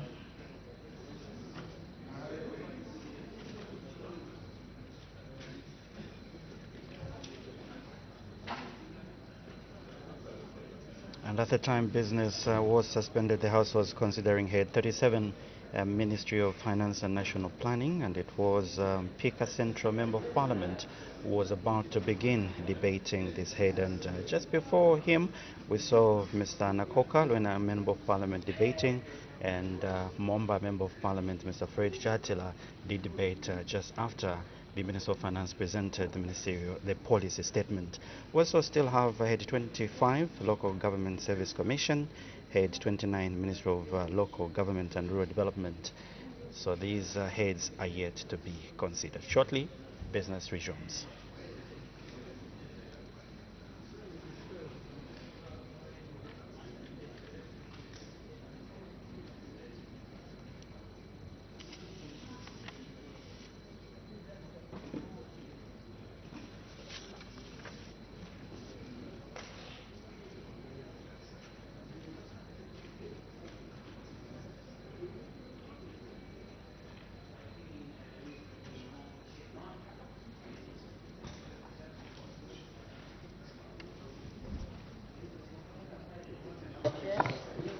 Order, honorable members.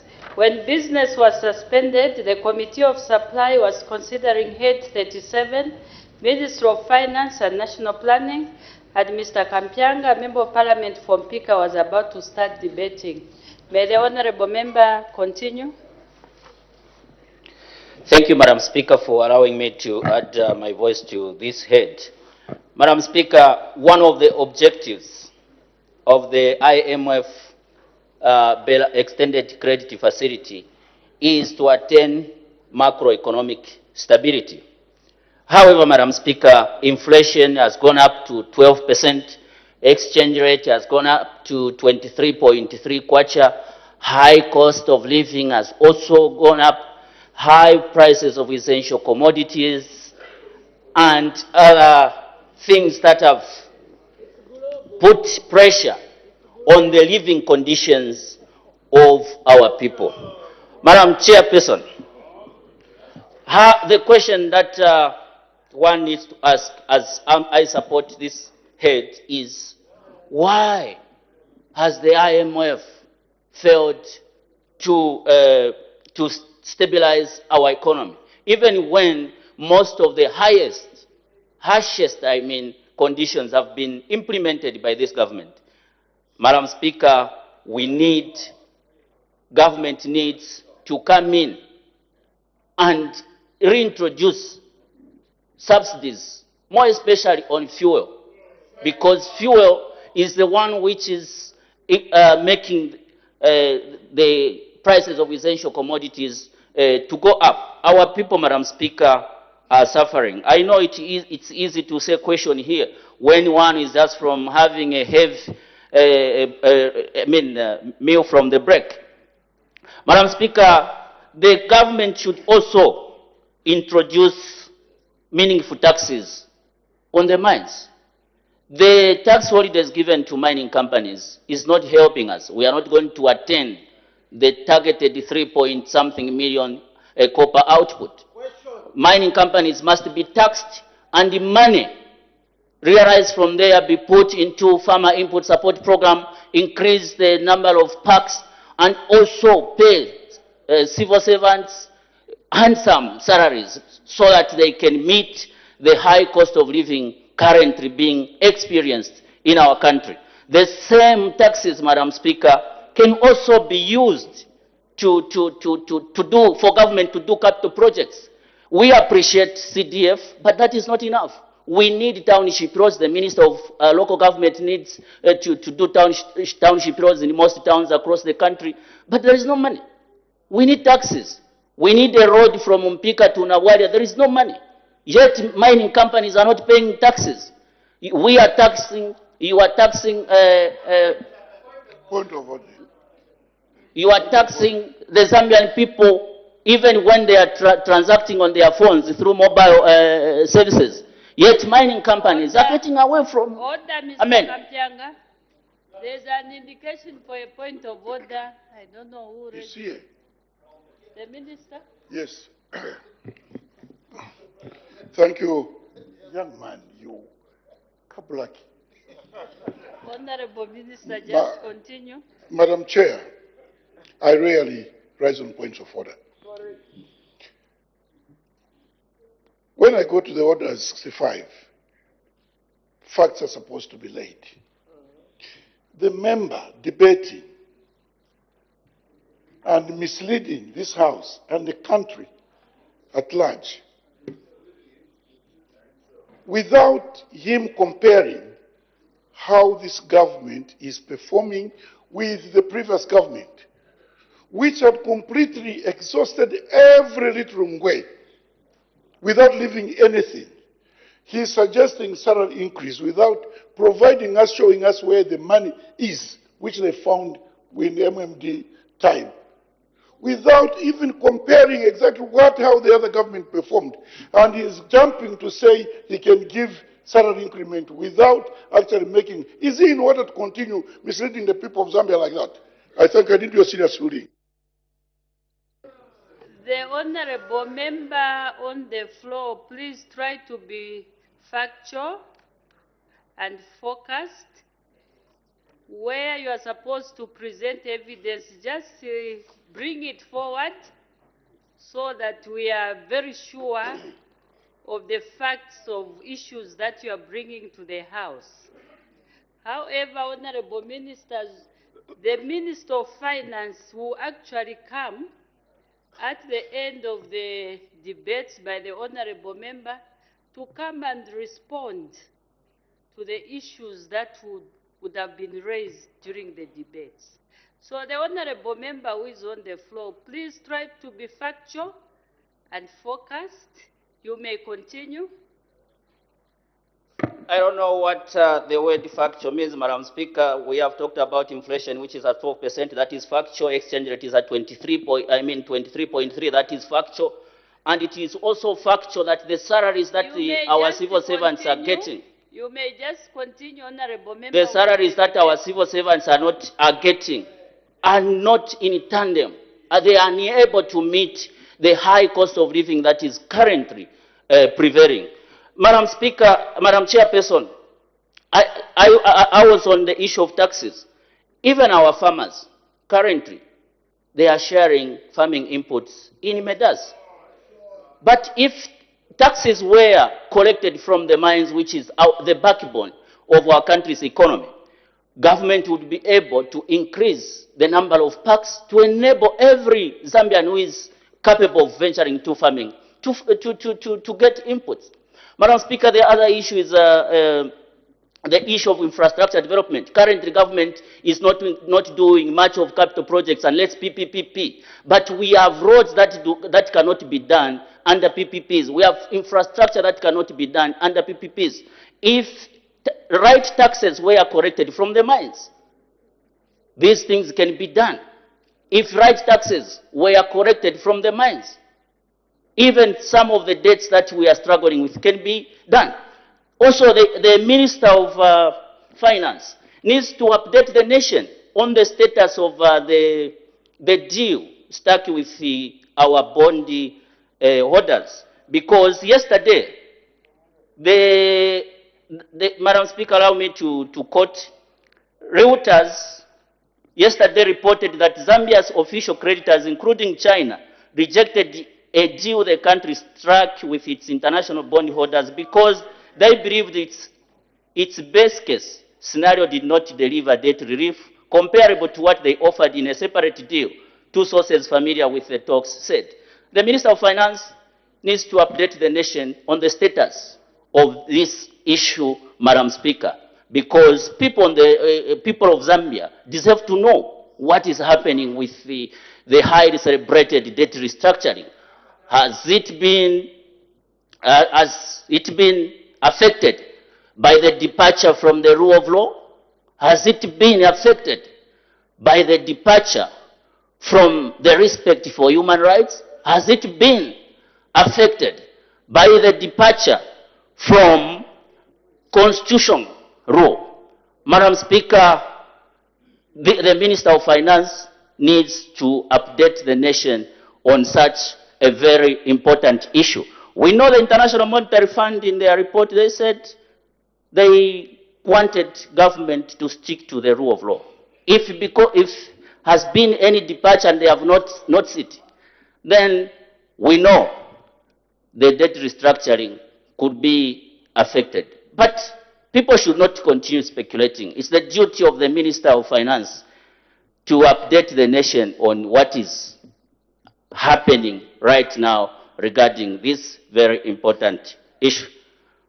Madam Chairperson, we have the issue of Great North Road from Serenge to Chinsari. It's in a deplorable state. Whatever works are being done there are just remedial. But we need the road to be done and done so that the transportation of goods from Tanzania to here and from here to Tanzania it becomes an easy thing. Currently, people are losing goods worth millions of kwacha on that road. We also have infrastructure that I have stored in Mchinga province.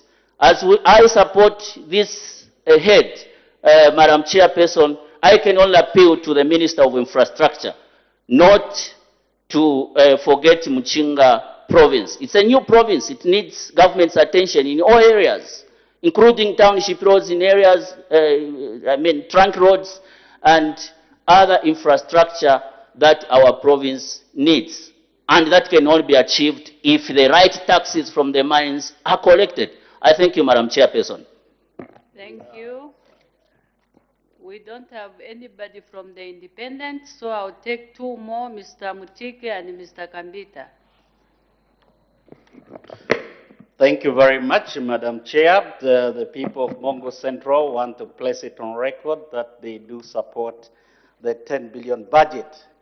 And we want to commend the Treasury, the Minister, and the Ministry of Finance for prudently managing the economic policy of this country. We are not going to state things that are not true on the floor of this August House, but we want to place it on record that the government has not given any mining companies any tax holidays. What has happened is that the government has just put the tax brackets in line with international standards in order to stimulate investment into the country. We also want to put it on record that the interest rate, the exchange rate in this country has not gone down.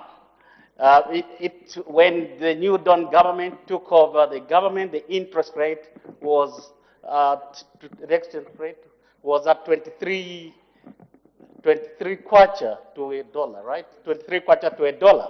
That's where it is, and this is just a temporal setback because of the temporal challenges of demand and supply. And we know, those who follow economics understand that and can predict that we are likely to see the improvement in the exchange rate very soon.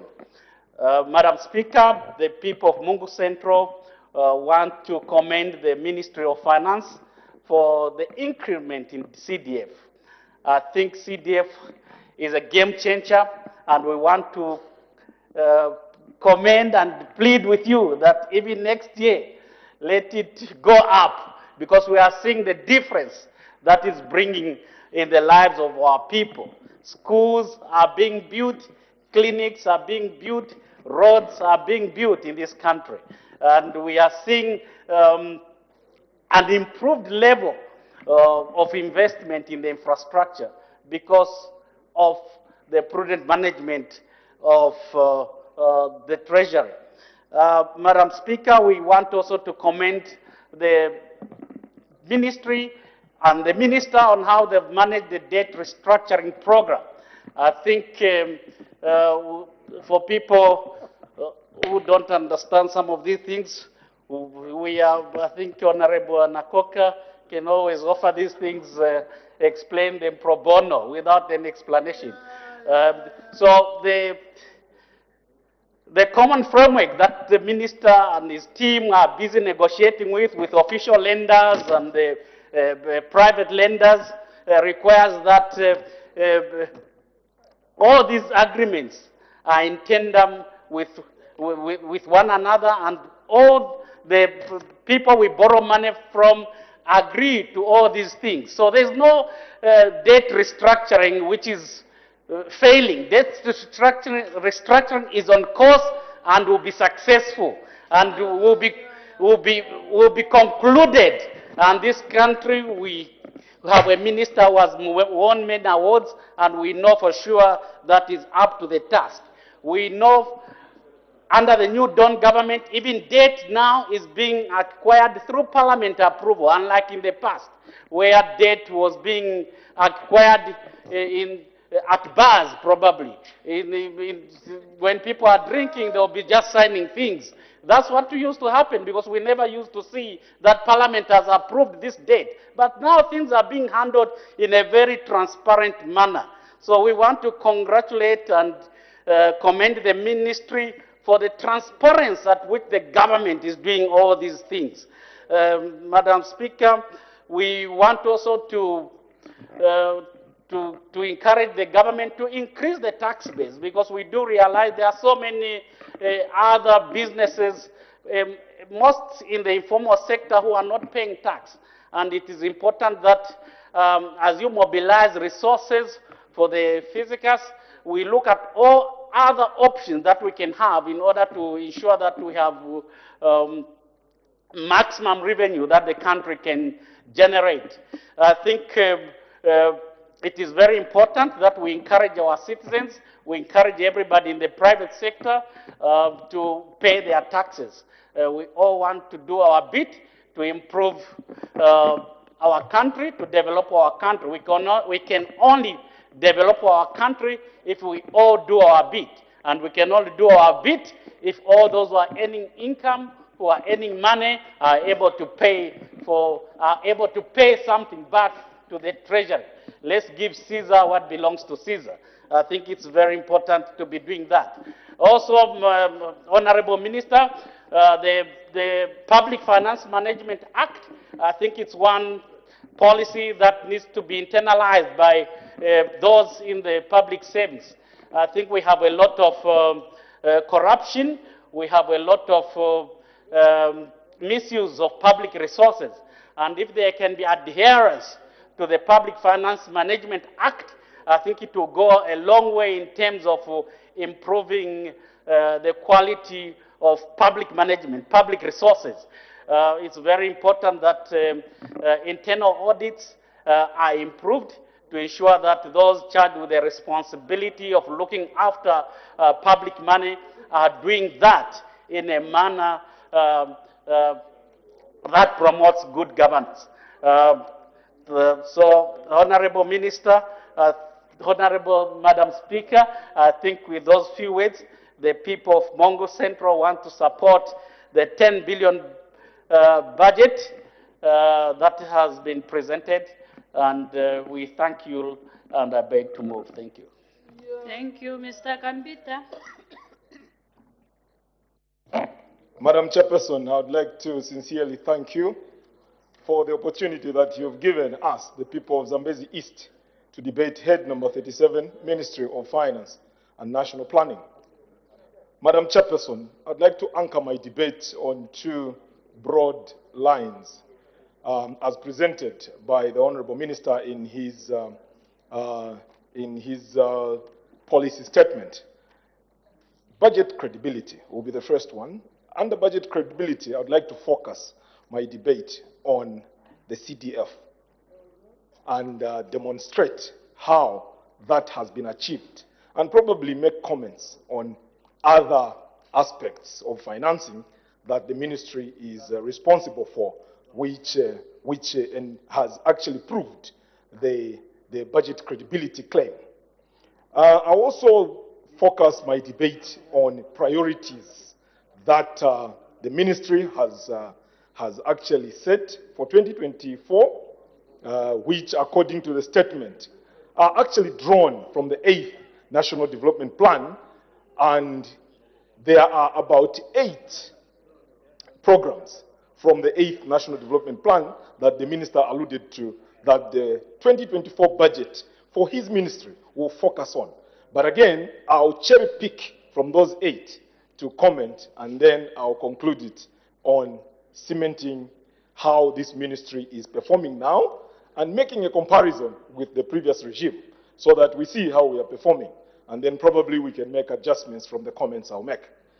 Madam Speaker, talking about budget credibility, indeed, the minister alluded to the fact that so far, as at this month, they have disbursed a total of about 3.3 billion kwacha as CDF, which translates to approximately 74.5% of the total amount that was allocated in the 2023 budget. That sinks all that mayhem which we saw coming from the left side, trying to hoodwink gullible Zambians that this government has failed to deliver even the CDF. They were trying to convince people that this is simply trying to excite people that they would disburse 28.3 million. Now here we are. Here is proper evidence. Out of that 28.3 million. It's 28.3, isn't it? Yes, 28.3 million. 74.5% has been disbursed up to November so far. And the remainder will be disbursed before the end of the year. If you are looking for any example of budget credibility, here is one. Critical example given, showing how credible this ministry has become. And that is how an organized and reasonable government operates. Madam Chairperson, running away from the budget credibility, which I have amicably explained here, I would like to come to the priority alignment to the 8th National Development Plan. This ministry is not just a ministry of finance. It's also a ministry responsible for national planning. Therefore, they do plan, and there are plans in place. So order, Mr. Kambita. There's an indication for a point of order. Mr. Kasando, what is your point of order?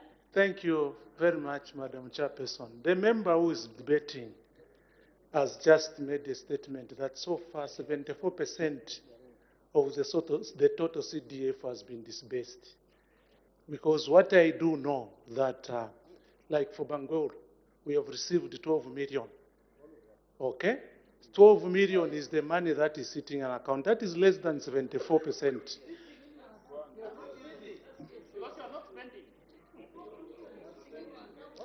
Order, honorable members. Madam Chairperson, 6 million was released in the first quarter, and last week another 6 million was received. Now, listening from the comments of the members, this confirms the suspicion that others, just from their comment, Madam Speaker, in one vein they are denying that they have not received. Honorable members, please give him chance. Let's give him chance. You may continue, honorable member. Thank you, Madam Chairperson. The honourables debating said 74% of the sort of CDF has been disbursed.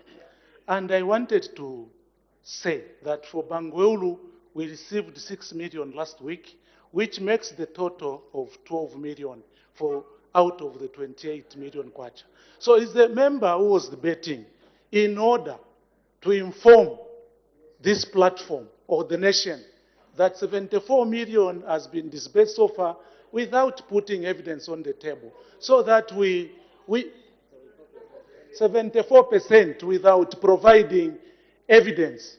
So that's what I'm saying. This confirms the suspicion and the insinuation that others have received the total CDF so far.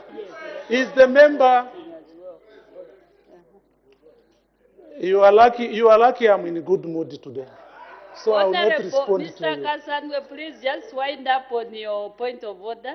So is the member in order to insinuate that 74% of the total CDF has been disbursed without providing evidence? Madam Chairperson, thank you so very much.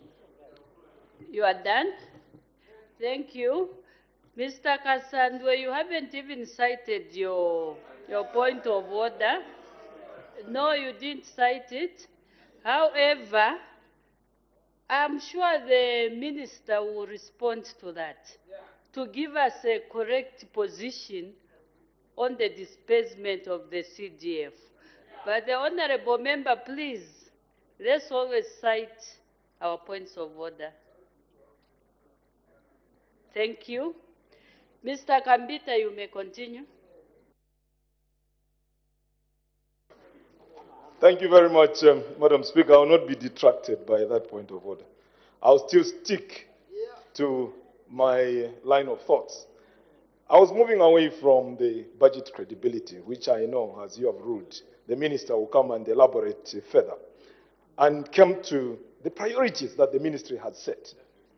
This is how organized this ministry is.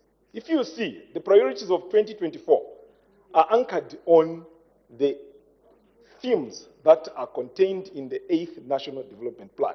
So there's a correlation between the budget and the long-term plans. So we are actually plucking from the 8th National Development Plan to do an annual budget. And this is how organized governments perform. So here we are. He went ahead, I think I'll pick a few of them. Fiscal management.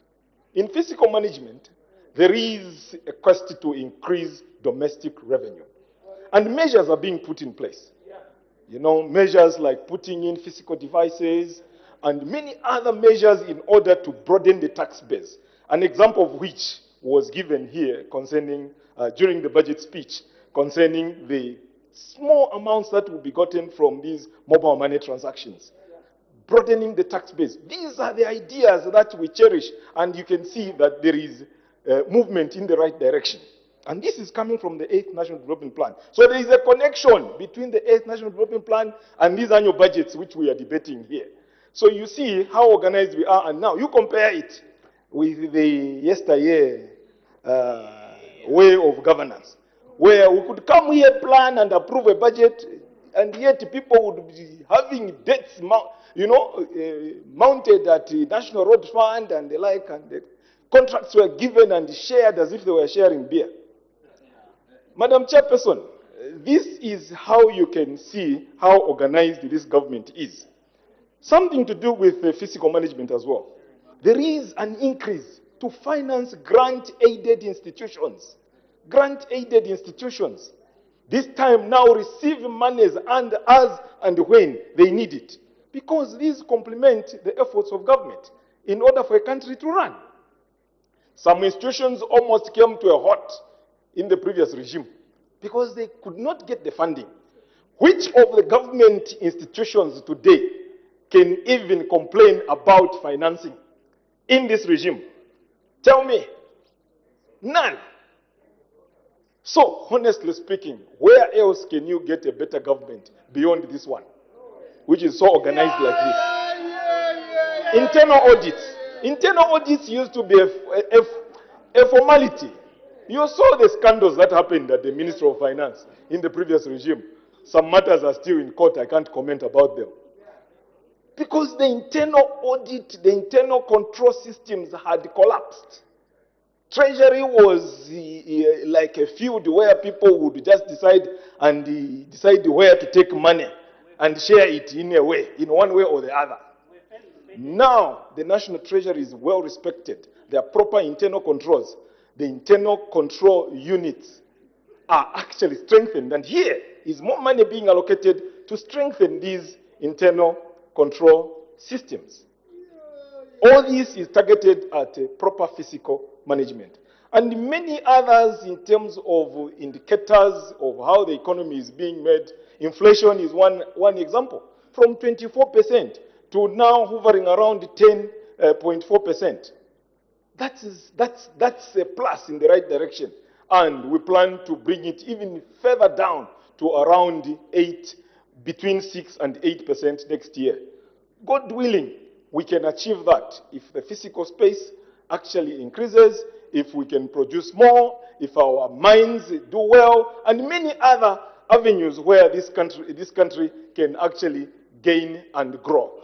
Madam Chairperson, with these few remarks, I just want to remind our colleagues that now that we have a decent government, you are in very hard competition because it will be difficult to show your head up. I thank you, Madam Chairperson. Thank you. The Honorable Minister of Finance and National Planning wind-up debate.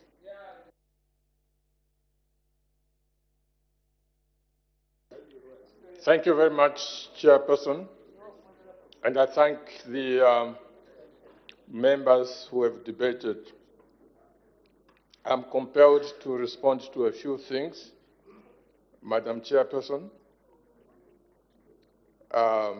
One, a colleague referred to the runaway exchange rate and inflation. Chairperson,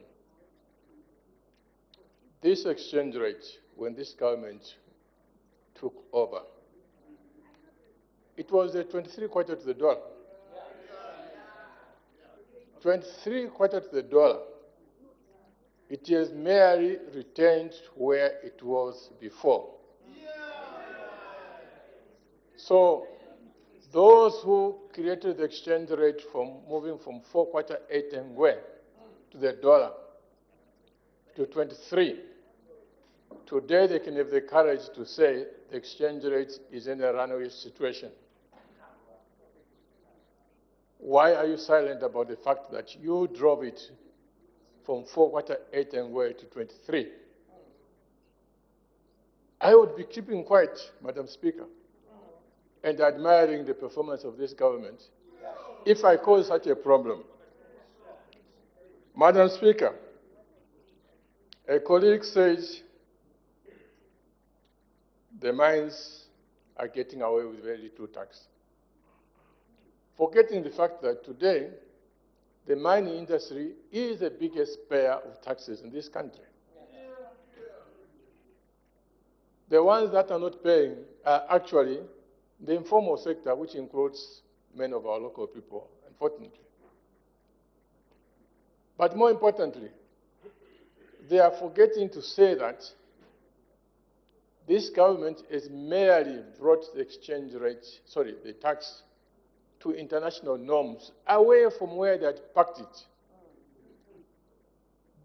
And where it was, Madam Chairperson, this is how we got KCM into problems.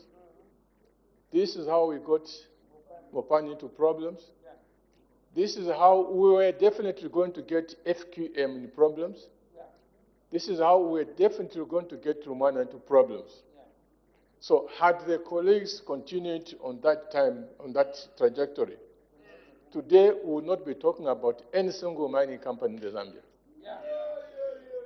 Can't they see, Madam Chairperson, the amount of destruction that they cause to this country? Madam Chairperson, Madam Chairperson, Madam Chairperson, colleagues are saying the cost of living has gone very high. They are saying that we should introduce fuel taxes, fuel subsidy. Madam Chairperson, in their time, they did not subsidize everything. For example, Madam Chairperson, at the time when they were giving fuel subsidies, most schools in Zambia, grade 1 to grade 9, there were only 2 teachers. They had money to subsidize fuel, but they had no money to subsidize the recruitment of teachers. Madam Chairperson, there were millions of children in this country who were failing to go to school because they could not afford tuition fee of 600 kwacha. For them, children going to school was not a priority. the priority was to give subsidies to fuel. Madam Chairperson, today this government is very proud because we made a choice on behalf of the people of Zambia. Between subsidizing fuel and seeing millions of children to go away without education, we said no. The correct choice is to subsidize education. For them, Madam Chairperson, the correct priority for them was to subsidize fuel. They did not care about children going to school. If we were to stand before God and ask God, God, who are better leaders? Those who subsidize fuel while children are failing to school.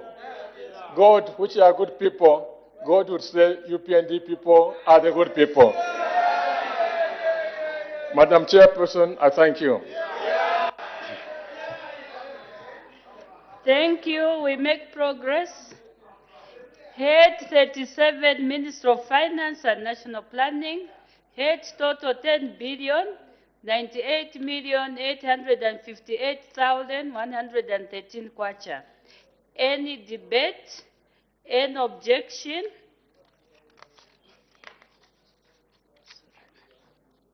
The question is that Head 37, Minister of Finance and National Planning, head total 10 billion, 98,858,113 kwacha stands part of the estimates.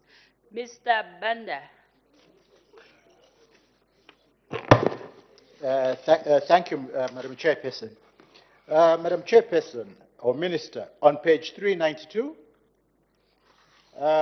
Table 1, number 22, goods and services. In 2022, it was 2.4, 2023, 2.5, and now it has almost doubled. It's at 4 million. What goods and services are these? Are they really necessary? Because this is a time that we're supposed to be frugal. Thank you. The Honorable Minister of Finance and National Planning. Sorry, Madam Chairperson, if you can go through the question again. I didn't follow context. You can go through. Mr. Banda. Honorable Minister, I'm on page 392.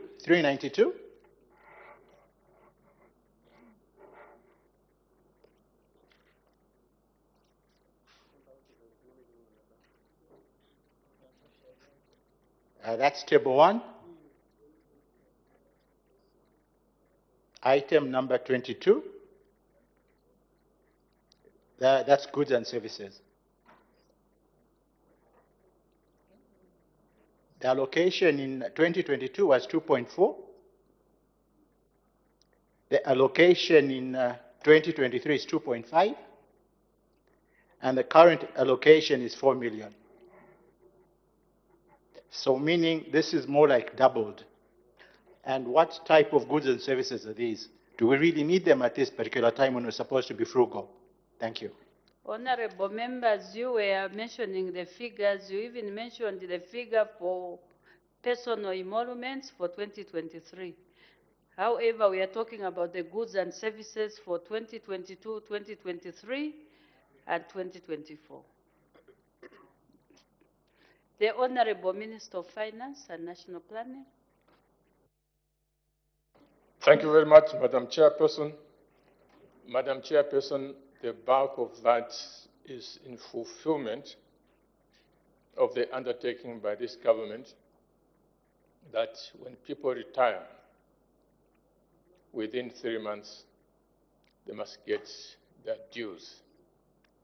This is to reduce the backlog that we've seen in the past where people would retire 2, 3, 4 years without being paid. With this 3 months you retire, you get your benefits.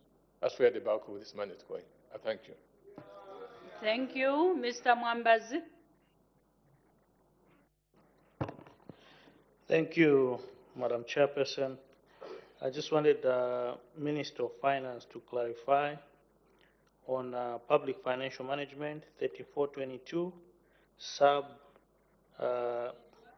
page 395, Madam Chairperson. Page 395. Yes. You may proceed. Yes, on sub-program 2002, which is local government financial management, there's 2 million. I just wanted him to clarify because yesterday was, I think there was an issue of implementation of this local government financial management system. If this 2 million is sufficient, I thank you, Madam Chairperson. The Honorable Minister of Finance and National Planning.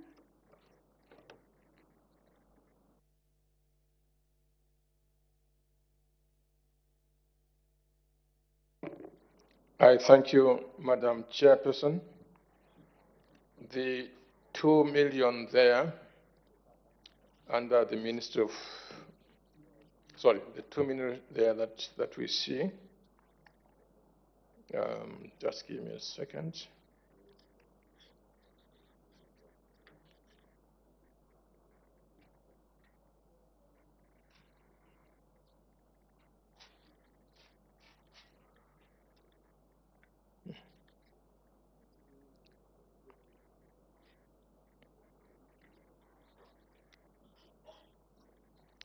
This is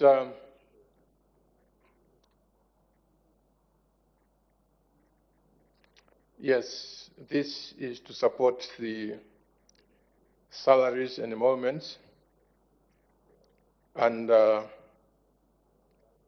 local government department staff, those who support the local government in the Ministry of Finance and National Planning.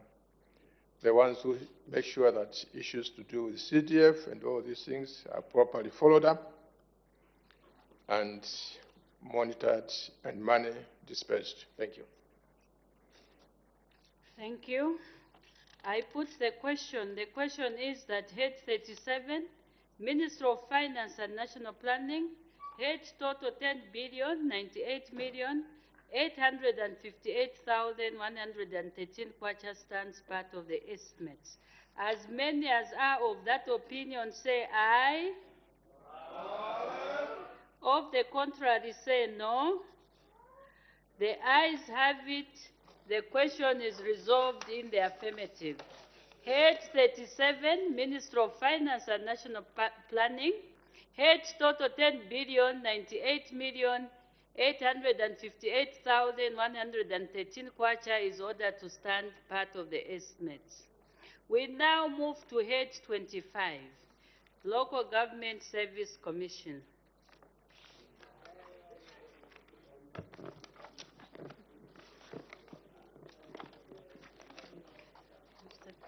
Head 25, Local Government Service Commission, General Policy Debate. The Honorable Minister of Local Government and Rural Development, Policy Statement. Madam, I'm thankful for the opportunity given. Established under Article 288(1) of the Constitution of Zambia, Amendment Act Number 2 of 2016, and also operationalized by the Service Commission Act Number 10 of 2016, Section 16, Subsection 1. The Local Government Service Commission has a mandate to oversee all human resource matters in all the 116 local authorities in this country. The Local Government Service Commission has, in this view, continued constituting human resource management committees in accordance with the Service Commission Act Number 10 of 2016, Section 33, Subsection 2. This is in order to empower the local authorities with delegated functions to facilitate speedy decision-making on human resource matters. Madam Speaker, Madam Chair, in line with the UPND policy of strengthening the entire local government service, capacity is being built to effectively manage the huge and expanded functions for the democratic governance and sustainable development. To implement this, Madam Chair, the Commission has therefore delegated functions to the Human Resource Management Committees. The vision statement is a credible commission ensuring reliable human resource and innovation in local government service, with a mission statement which reads as follows: to manage the human resource in local authorities in order to promote quality services and deliver to the citizenry and foster local development. Our key objectives is to realize a vision. The Commission will pursue the following objectives. At A, to improve the local authority human resource management. At B, to improve the monitoring and evaluation of human resource matters in local authorities. At C, to improve the stakeholder engagement. At D, to enhance financial management. At E, to improve operational support services. And last but not least, at F, to improve the human resource of the Commission. The performance review of 2023 as at 31st October 2023, Madam Chair. In this year, the Commission was allocated a budget sum total of 16 million kwacha, of which 9.6 million kwacha was meant for personal emoluments, while 6.9 million kwacha was meant for non-personal emoluments. As at 31st December 2023, amount totaling to 5.8 million kwacha of non-personal emoluments had been received and expended, leaving a balance of only 1.1 million to the fund operations for the remaining part of this year, 2023. Madam Chair, during the period under review, the Commission managed to recruit well-qualified officers and also realigned and placed staff in appropriate positions based on their qualifications and competences in order to optimize their potential and also improve service delivery to our communities. The Commission managed to reunite, as per presidential directive, 247 families that were working from different local authorities according to the directive that was given by His Excellency the President, Mr. Hakainde Hichilema, who believes that the family is the smallest unit of social order and that families needed to be reunited. Further, Madam Chair, the Commission managed to provide technical support to all local authorities by way of conducting technical sittings centrally in Lusaka every quarter. Monitoring and evaluation visits have been also conducted in Central, Mochinga, Northwestern and Northern provinces. By October 2023, the Local Government Service Commission had employed a total number of 51,226, of which 31,400 were employees of the devolved from the government institutions like the Ministry of Health, inter alia. This is in line with the government of the Republic of Zambia and the United Party for National Development, UPND's aspirations for the accelerated decentralization and also devolution of government functions to local level. Madam Chair, in terms of disciplinary cases which the Commission is charged with responsibility of, there were 117 various human rights resource cases, of which 28 staff across the local authorities were dismissed. During this period, all employees due for separation in line with the retirement age were separated within 90 days. The Commission had also continued monitoring and evaluating the performance of human resource management committees. Ad hoc capacity building programs were also developed from committees which were not performing well.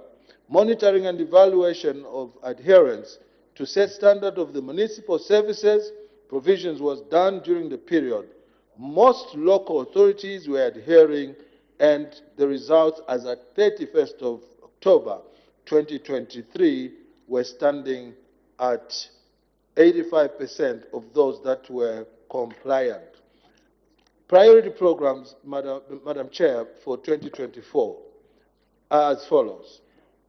To ensure that local authorities perform delegated functions in accordance with the section number 10 of the 2016 Commissions Act Service, to continue capacity building of the Human Resource Management Committees to enable the functions more effectively to execute delegated functions, to implement the local government information management system in all the 116 local authorities, to create centralized staff registry for all local authorities and digitizing it, to implement document management system in all local authorities to diligently support the process of devolution and to conduct monitoring and evaluation services. Madam Chair, in conclusion, the Local Government Service Commission will continue the transformational agenda as guided by the new Dawn UPND government policy and shall focus on the staff recruitment capacity building,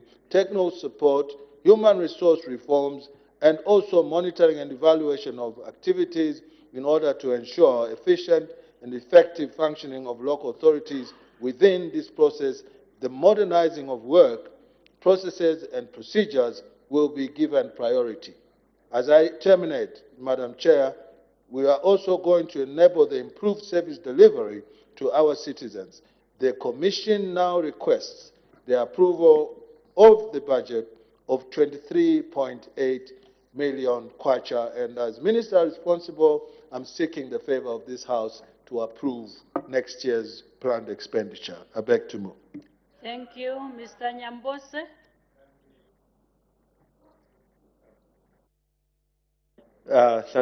Thanks very much, Madam Chairperson, for giving the special people of Chasefu to add a voice on this budget of the Local Government Service Commission. From the outset, we fully support this budget of 23.9 approximately under this commission from the 16.8 million 2023, which was there. Now they have proposed a 23.9 million. We fully support. Madam Chairperson, as I fully support on behalf of the people of Chasefu, I want to bring out certain salient issues that I may request the Commission to deal with.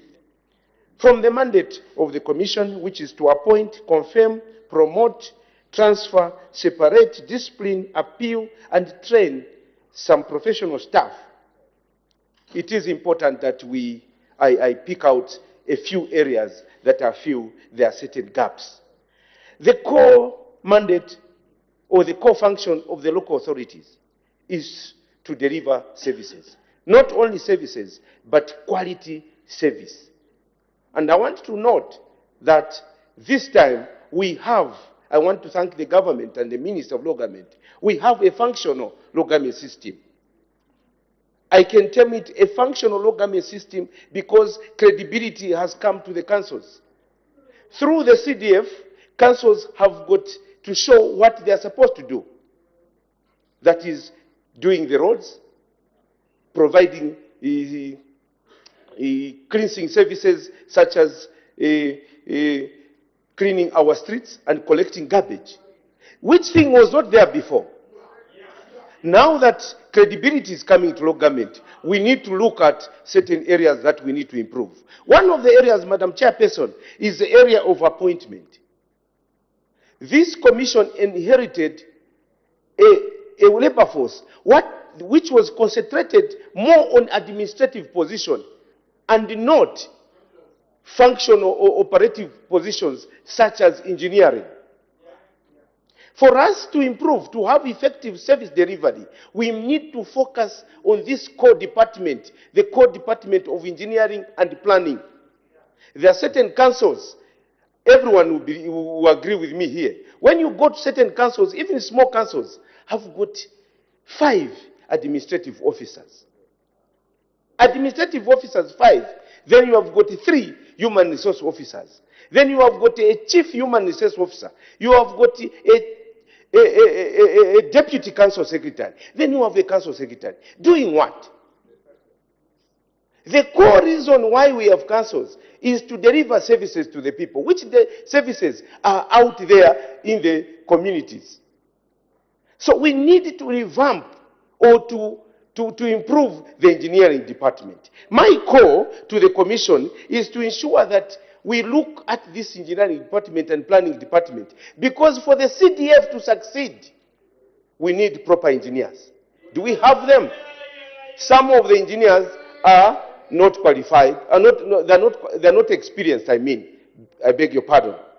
Now, for us to succeed, to see that this huge sum of money which this government has given to all the councils, Madam Chairperson, my heart bleeds when I hear people trivializing CDF. This is a real development. What else do we need?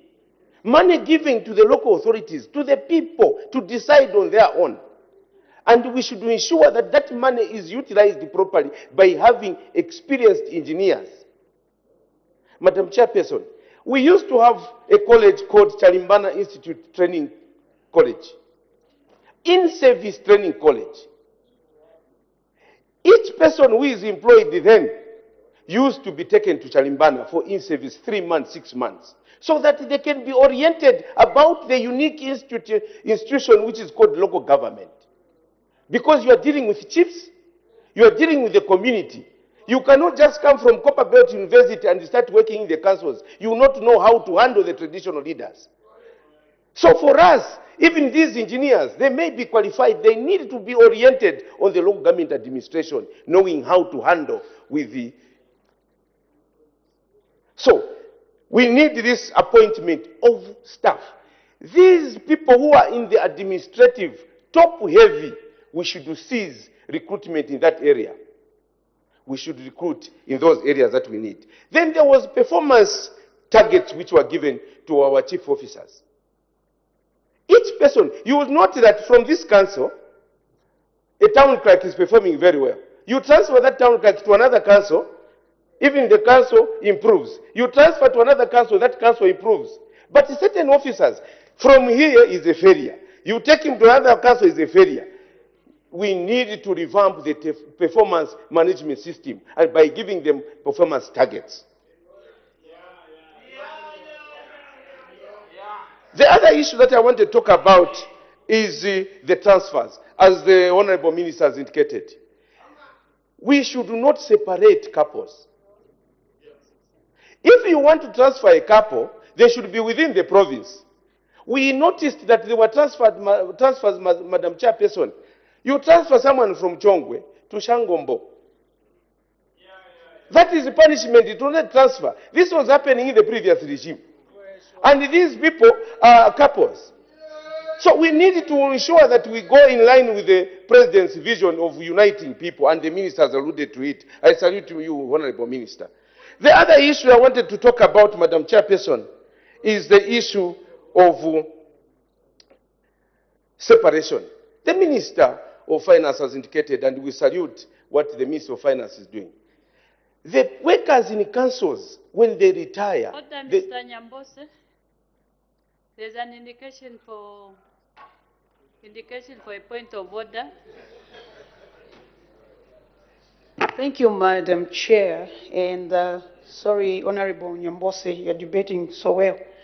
Madam Chair, I thought this is a house of decorum. I stand on a very serious point of order.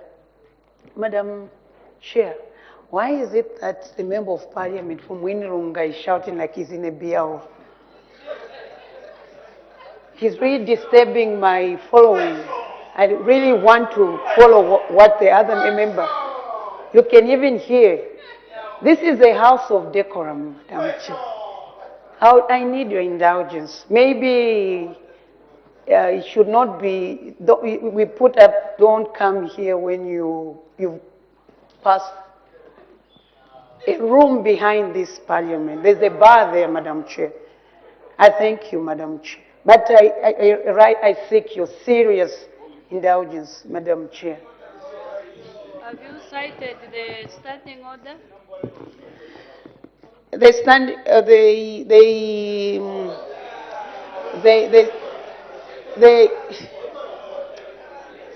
Madam Chair, I need your protection.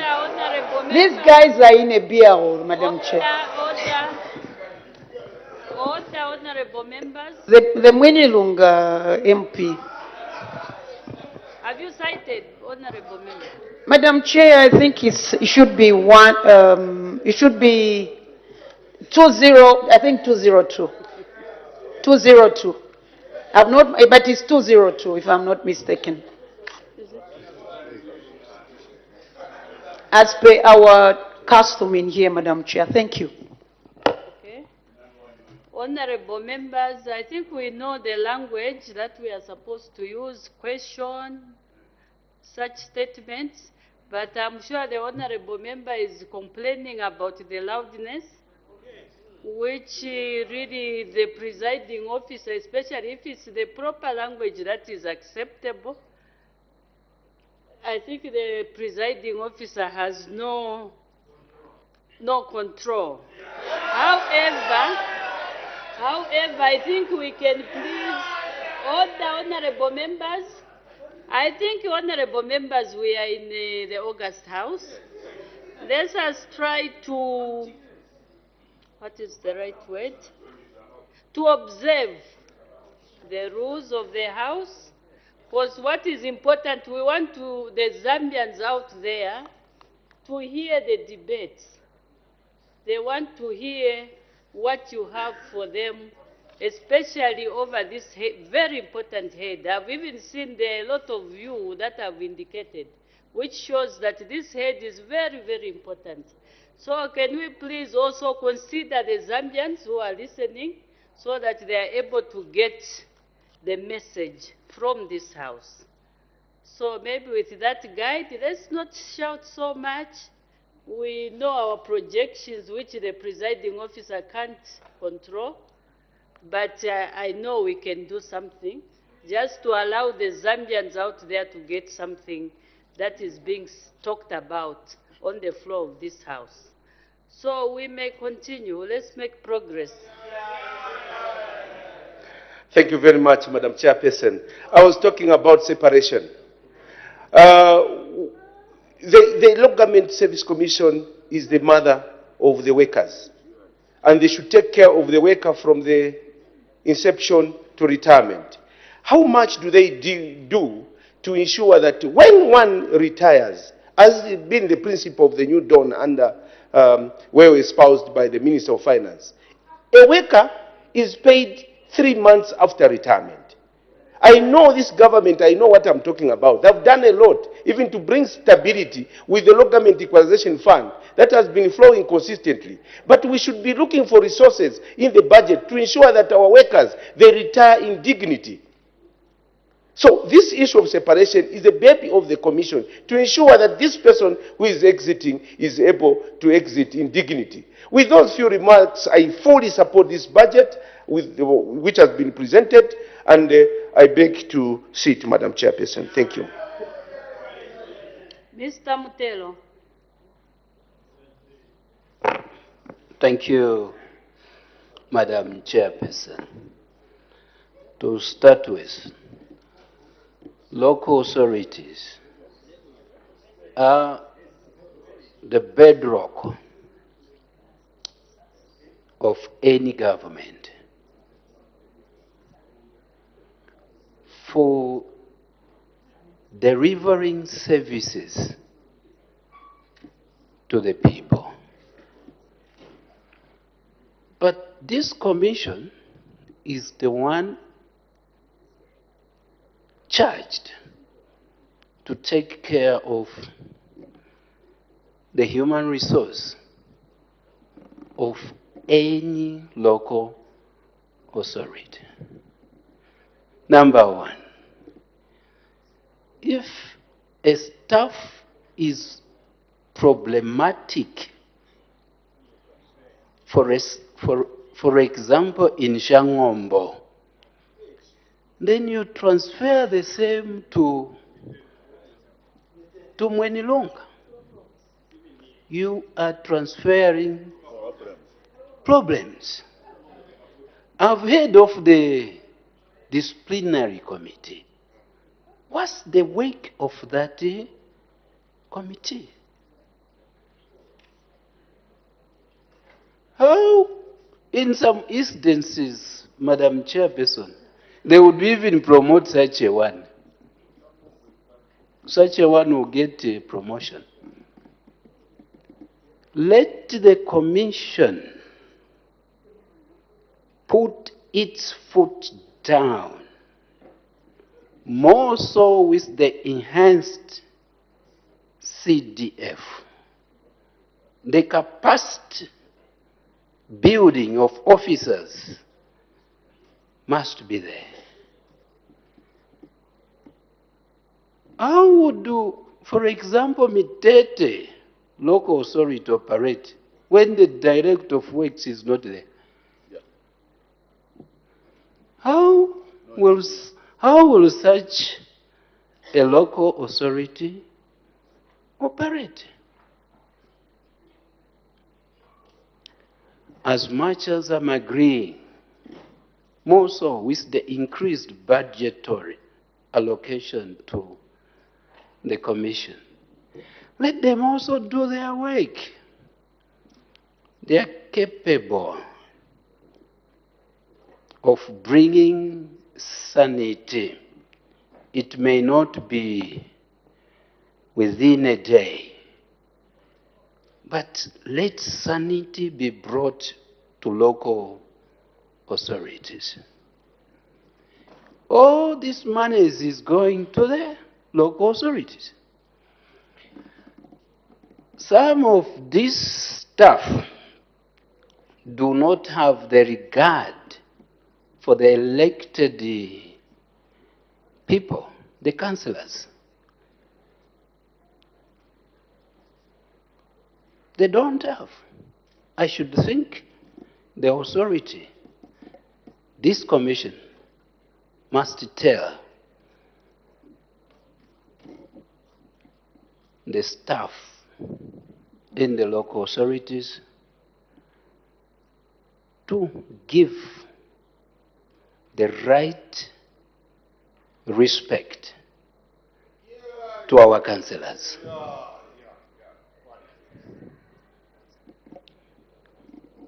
It is out of the elected people that builds the local authority. There are moments when they are not listened on to. No. It starts with a councillor, council chairperson, mayor, MP, president. Constitutionally, that is government. And that order must be there.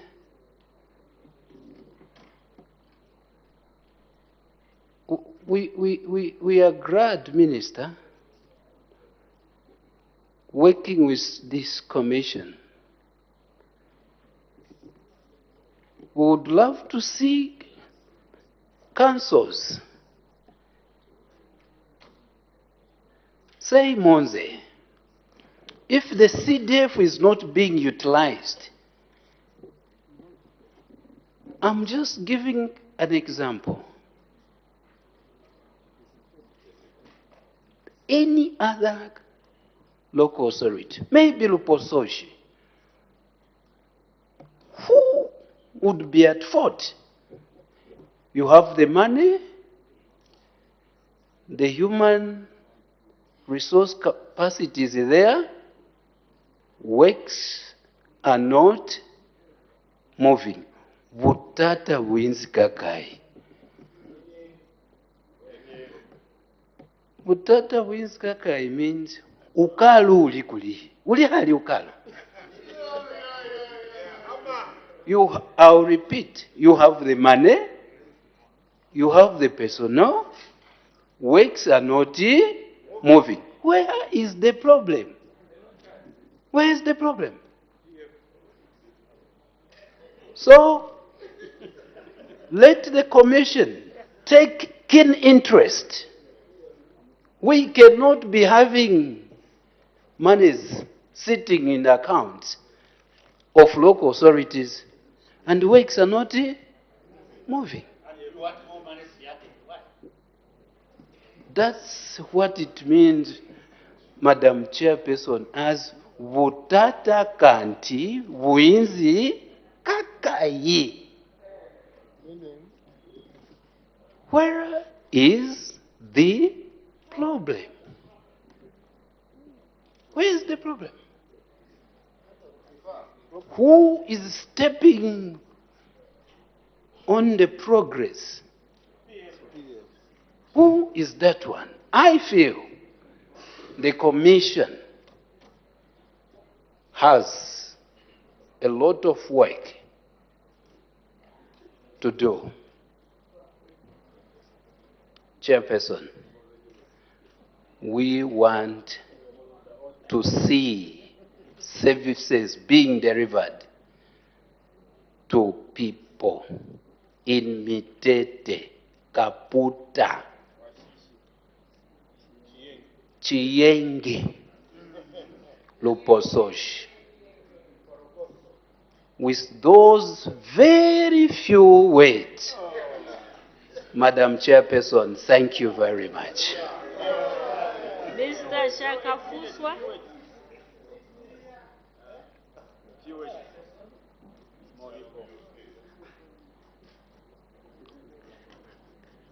Madam Chairperson, the people of Mandevu are very grateful for this opportunity to debate Head 25, and if time allows, I'll also tackle Head 29. I want to speak to just 3 issues on Head 25, which is Local Government Service Commission. Mr. Shakafuswa, we are now dealing with just Head 25. So if you want to add in 29, wait for Head 29. Thank you, Madam Chairperson. I want to speak to the conditions of service for local government employees. The local authorities have, actually the employees are the least paid employees in government. And the excuse was that the emoluments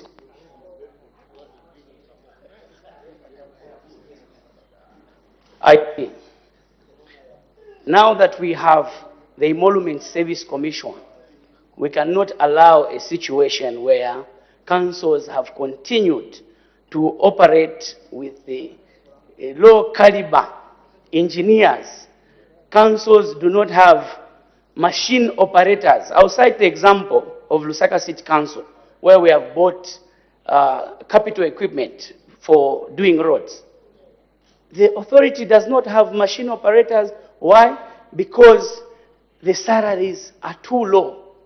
Can we have the commission to engage their counterparts so that they can come up with a attractable condition of service for machine operators?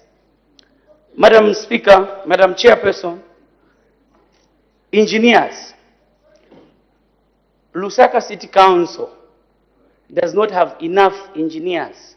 Today, people laugh at us that others are doing better roads on time, but engineers for Lusaka City Council, you find that the establishment has got 15, but what is there is only 5. As a result, one engineer is taking Lusaka Central Constituency, Kabata Constituency, and Mandevu, and as a result, we are unable to carry out works on time because one person is supervising 3 big constituencies with 38 wards. Today they are in this constituency, tomorrow they are in another, and when we want them to work in Mandevu, they are not there because the commission has not fully employed engineers according to the establishment. So I'm calling upon the commission to expedite the filling up of employees in local authorities, especially for some of us in cities and municipalities. Small councils today are doing better than us because they just have one engineer. And that is what the establishment allows. And they're able to perform. For us, we don't have the manpower. And so this is affecting our service delivery. Lastly, I want to speak to the establishment of the National Monitoring and Evaluation Unit in councils. In 2019, government approved that the National Monitoring and Evaluation Policy was approved in 2019 to track and measure progress in the implementation of government programs, policies, and plans. When we were going around councils to check how far they had gone, we found that this unit had not yet been established. Why? We don't know. So I'm calling upon the Commission to establish IT. This is a very important aspect because day and day we talk about CDF. And so we want value for money. We don't want that we apply CDF to programs and when you go and check, you find that where you were supposed to apply 6 bags of cement, the contractor has only applied 4 or 3. We want the people that set the standards to be checked by another unit. This will entail value for money for the people's money, not only CDF, but all government programs. And so with these 3 areas, Madam Speaker, I wish to thank you and support the head.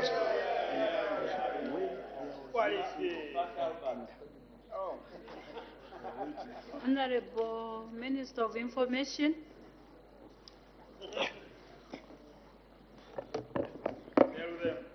Thank you very much, Madam Chairperson, for the opportunity. As I support the vote for the motion on the floor of the House, let me begin on the premise of acknowledging the vision statement of the Commission, which states, a credible commission that ensures reliable human resource and innovation in local government service, with the mission statement being to manage human resource in local authorities in order to promote quality service delivery to the citizenry and foster local development. Madam Speaker, Madam Chairperson, to be able to actualize the vision and mission statement of the Commission, certain things have to be done by the Commission. Alas, and unfortunately, Madam Chairperson, what we have seen in the past is that under the previous administration, this commission was used by government to use local authorities as an employment dumping ground for unqualified personnel. And the commission did a snap audit, human resource audit, and told the nation that they had found more than 500 unqualified personnel holding positions who, without doubt, were given those positions on political connection basis as cadres, or they were nepotistically given those positions as relatives of those who were wielding temporarily state power, or indeed they were given those positions for considerations that are not aligned to merit or qualification as required. That is the commission that this present commission inherited, which was used as a political doormat to actualize the aspirations of those in government. A very bad sorry sight. Madam Chairperson, we had a situation where the commission under the previous government would employ and overemploy. An example in mind is where they employed 14 firemen and sent them to Choma Municipal Council, when in fact Choma Municipal Council did not even have a single fire tender. They went ahead to send 6 legal officers, and none of them was a qualified practicing lawyer. That is the background we are coming from, and I'm bringing these facts to the fore for the Commission to know the enormity of the work they have to do to clean up this system, to ensure that they come up to speed with the expectations of the people of Zambia in line with the mission statement of the Commission. Madam Chairperson, Under the previous administration, this commission conducted unplanned and uncoordinated transfers. You had a situation where a senior officer is posted to a local authority in no time, sometimes within 3 days, they transferred elsewhere. It was difficult under the previous administration to have a town clerk serve a local authority for 1 solid year. At least for what I know, in terms of what was happening in Choma. And therefore, this led to a situation where the local authority, whatever revenue they were collecting, was now to be assigned to paying off settling in allowances to these regular, unplanned and uncoordinated transfers. We now have a government in place that wants to utilize public resources prudently, and that's why you are seeing stability through this commission in terms of job placement and transfers of workers within the local authorities.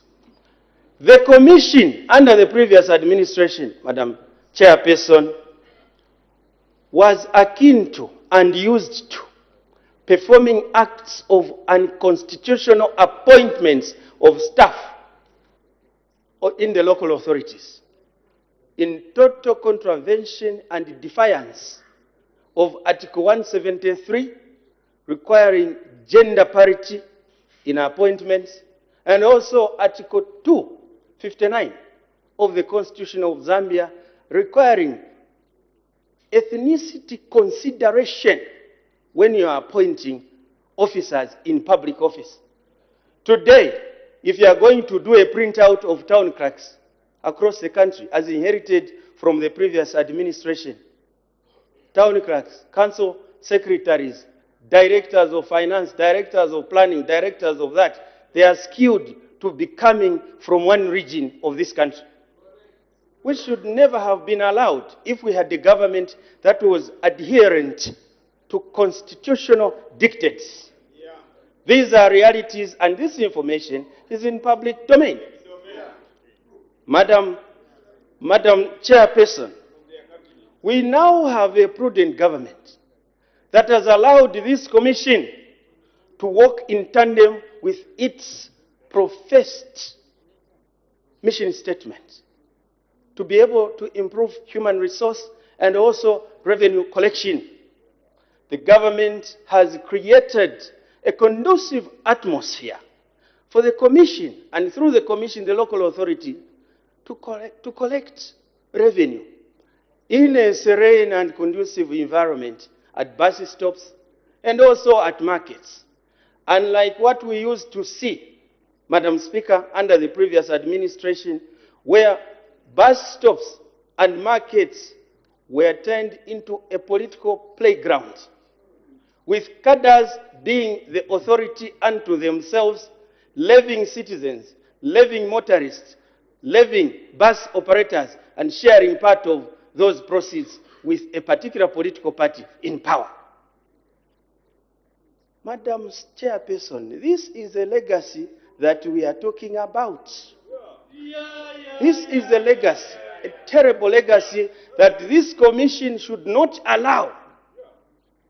Such should not be repeated. Such acts of impunity and horrendous behavior should never be allowed to come back anywhere.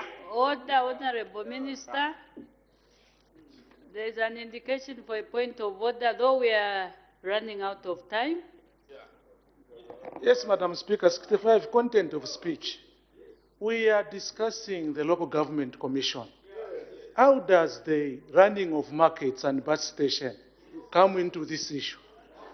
Look, we are not dealing with the local government ministry. We are dealing with the commission, which has absolutely nothing to do with the running of bus stations and employing people at bus station and market station, Madam Chairperson. So is the member who is debating in order? Is debating as a member of parliament, not as a minister. Okay, so is the member who is debating in order to misguide himself and the nation by dragging in the running of markets and stations to the Commission, which does not fall under the Commission. I submit, Madam Speaker. Thank you, Honorable Mr. Kasandwe. Actually, you have even answered your own question, leaving me with nothing to make a ruling on. So, the Honorable Minister, please, let's try to look at the head, the specific head. If you can just wind up your debate.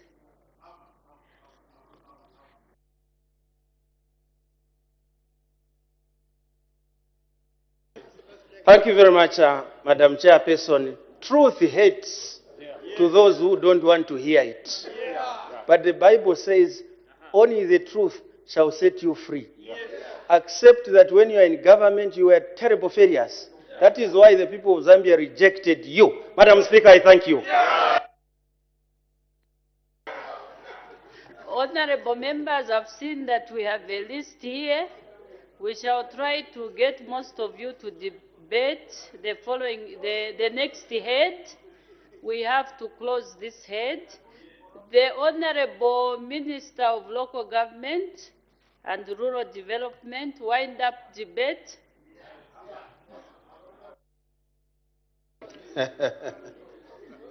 There will be no hammering. We will just respond based on fact and truth. By firstly, Madam Chair, thanking all the honorable members of Parliament who have rendered the support to this head 25, starting with Honorable Nyambose. Your concerns and also your kind words are very well noted by the ministry. I'm particularly thankful to you for making it clear that the intention of CDF in terms of impact to our citizens has got its footprints, and that the naysayers, those who have decided that they will demonize the program, that they will not, they will talk it down, they're doing it at their own peril. Because certainly, today, this year, ever since this government took office, there is something that a member of parliament can say, I am responsible for. And this is the Constituency Development Fund. It brings me, Madam Chair, to one small point, but extremely important, where members in this House have developed a narrative that has gone out like wildfire into our community about how this government has not been able to disperse the Constituency Development Fund, because they refer to it. And I think it's only fair I make a comment, and I'll expand on it on the next head. It is important for me to say in 2021, Madam Chairperson, courtesy of the employees of the local authorities who are being superintended upon by the Local Government Service Commission, the CDF was dispersed at 100%. In 2022, 2023, at 100%. This particular year, as of October 31st, at 81%. We have read certain running commentaries that this CDF is not being dispersed. I would like to take opportunity of this particular platform to say that this is not the case. Honorable Mutelo, Honorable Shakafuswa, my son, I want you to understand that the bad ways that Honorable Mutelo spoke about in terms of transferring of employees by the Commission is a real problem. And as a government, we decided we are not going to take the route that our friends who were there, the Eswell brothers, took when they retired a lot of people, too numerous to mention, on the ticket of retirement on national interest. We decided we are going to give these employees of the Commission a chance to reform and tour the position of ourselves who were given the mandate to run the affairs of this country. So indeed, the bad ways do follow the honors. And we have tried our best to reform the people, and those who don't know to reform will continue at their own peril. the establishment of the Emoluments Commission, Honorable Shakafuswa, my son, is not a panacea of getting it right, just the establishment of it. You must also agree that these councils have to be innovative to create revenue streams that are going to support the issues that you raised, the issues of engineers. It is true that the engineers that are there are probably not fully qualified, just like the legal officers not fully qualified, but these are the problems that we inherited from yourselves. And it is clear that you put the cart before the horse by employing people even before you get the platform to make it happen. In this case, we bought equipment. And now it is only in order that we look for the people who can operate those equipment, as against the way it was before, where you looked for people who could operate equipment, and then there was no equipment. Honorable Minister of Home Affairs, I can only also thank you for the very kind words, and also for putting it clear that the Commission... The Minister of Information, not Home Affairs. Oh, yeah, I beg your pardon, Madam Chair.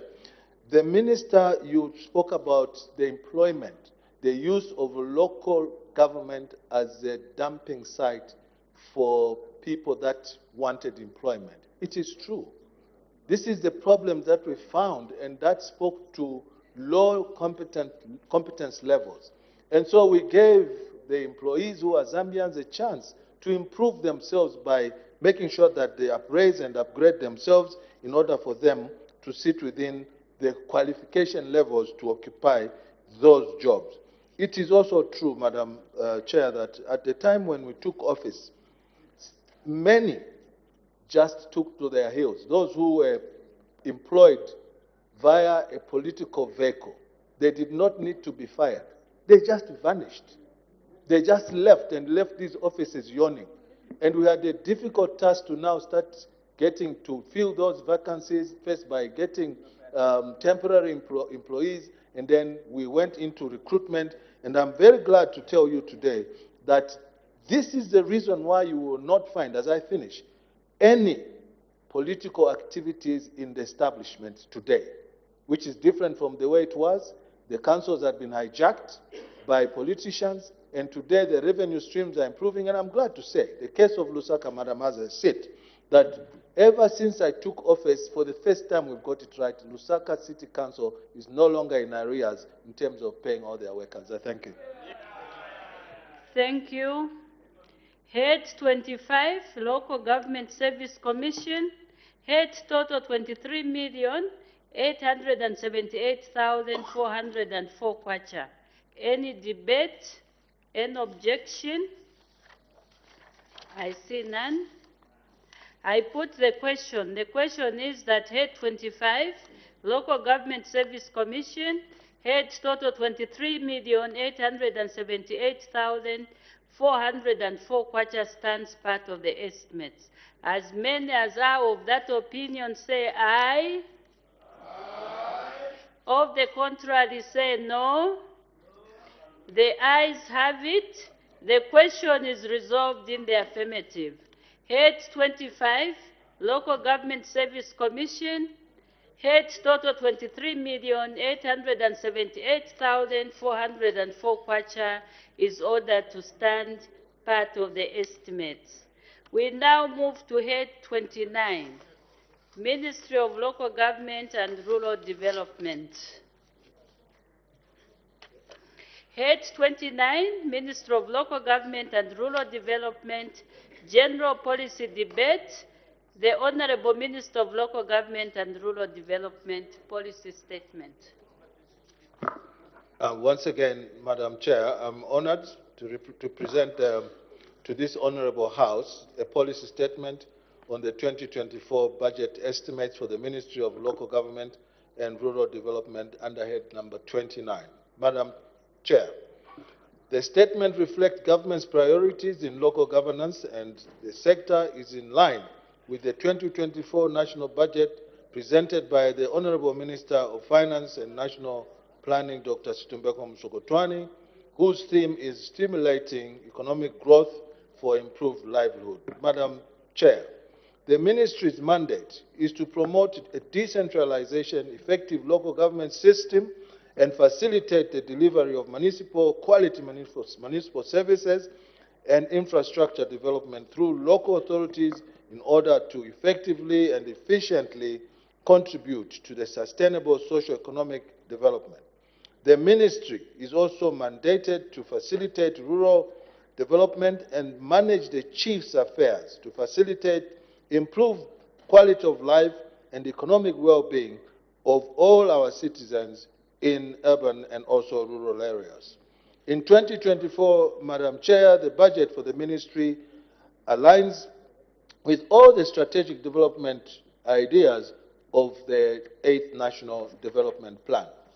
2023 budget performance, Madam Chair.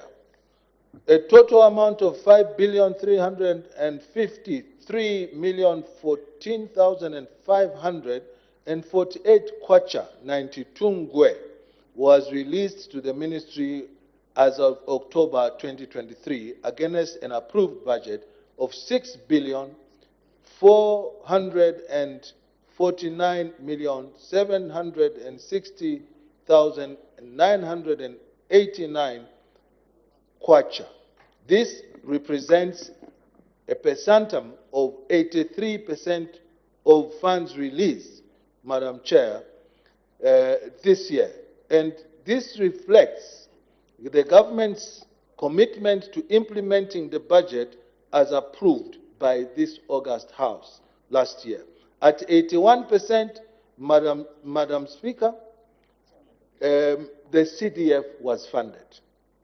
We have heard several sound bites in our community that have come from people from all walks of life who are probably being fed by destructive people who do not want to see the success of our flagship program, the Constituent Development Fund, indicating that the release of this particular budget line is below par. The fact of the matter is that in November, we have a month and a half to go before we end the fiscal year. We have dispersed 83.3% of this money.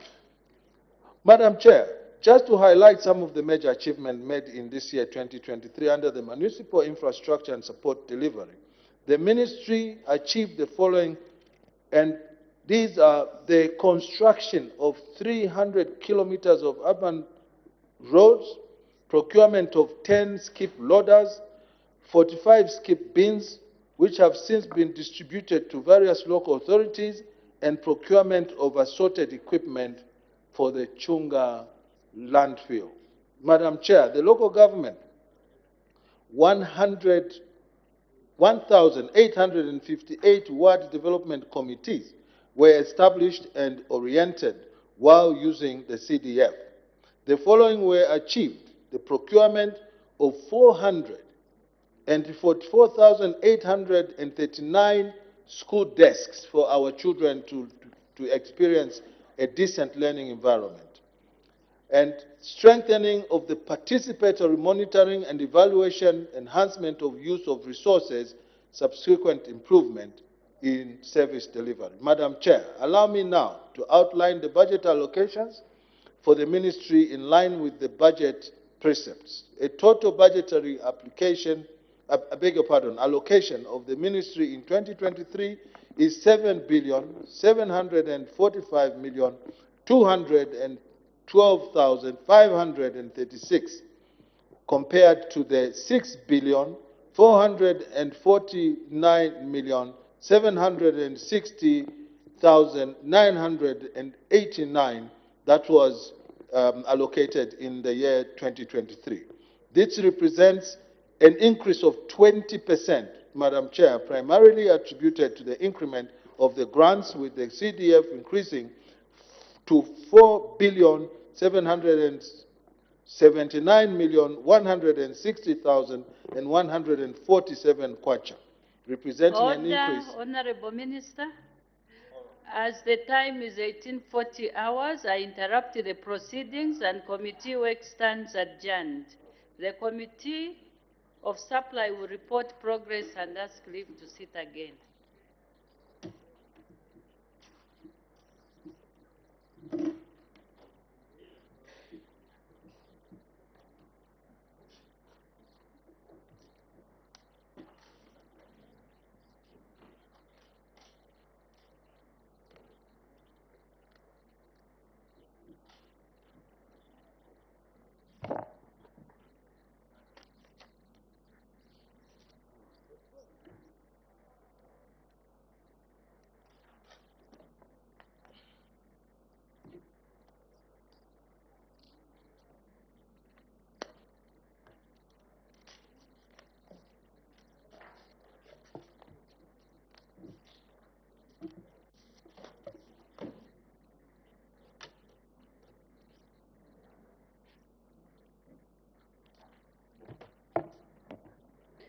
Madam Speaker, I have to report to the House that the Committee of Supply and Madam Speaker, I have to report to the House that the Committee of Supply on the estimates of revenue and expenditure for the year 1st January 2024 to 31st December 2024 has gone through the following heads, 37 and 25, and has made progress and asked leave to sit again. Thank you. Day for resumption of committee work. Tomorrow, Madam Speaker. Thank you. Committee work to resume tomorrow. The acting leader of government business adjournment.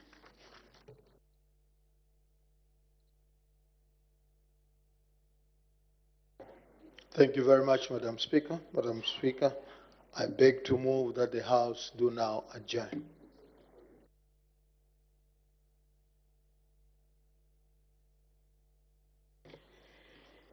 The question is that the House do now adjourn. Any debate? Any objection? The question is agreed to. The House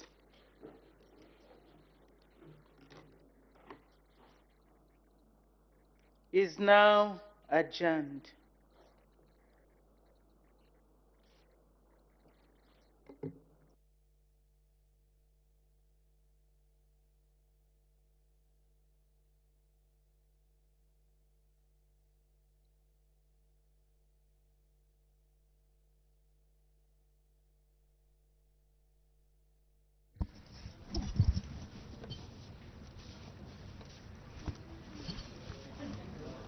Good evening. Thank you so much for still being with us on Parliament Television. The House has just adjourned until tomorrow at 09 hours. We go straight into looking at business that has been considered on the floor of the House from the time it resumed at 14:30 hours. Madam Speaker did permit the Minister of Health, Honorable Sylvia Maseo MP, to render a ministerial statement, and this statement was delivered by the Acting Minister of Health, Honorable Ambrose L. Lufuma, Defense Minister. This was to update the August House and the general public on the status of critical medicines and medical supplies in the public health facilities countrywide, and also to update the House on measures that government has put in place to improve supply chain management system to ensure availability of critical medicines and medical supplies in all the public health facilities across the country.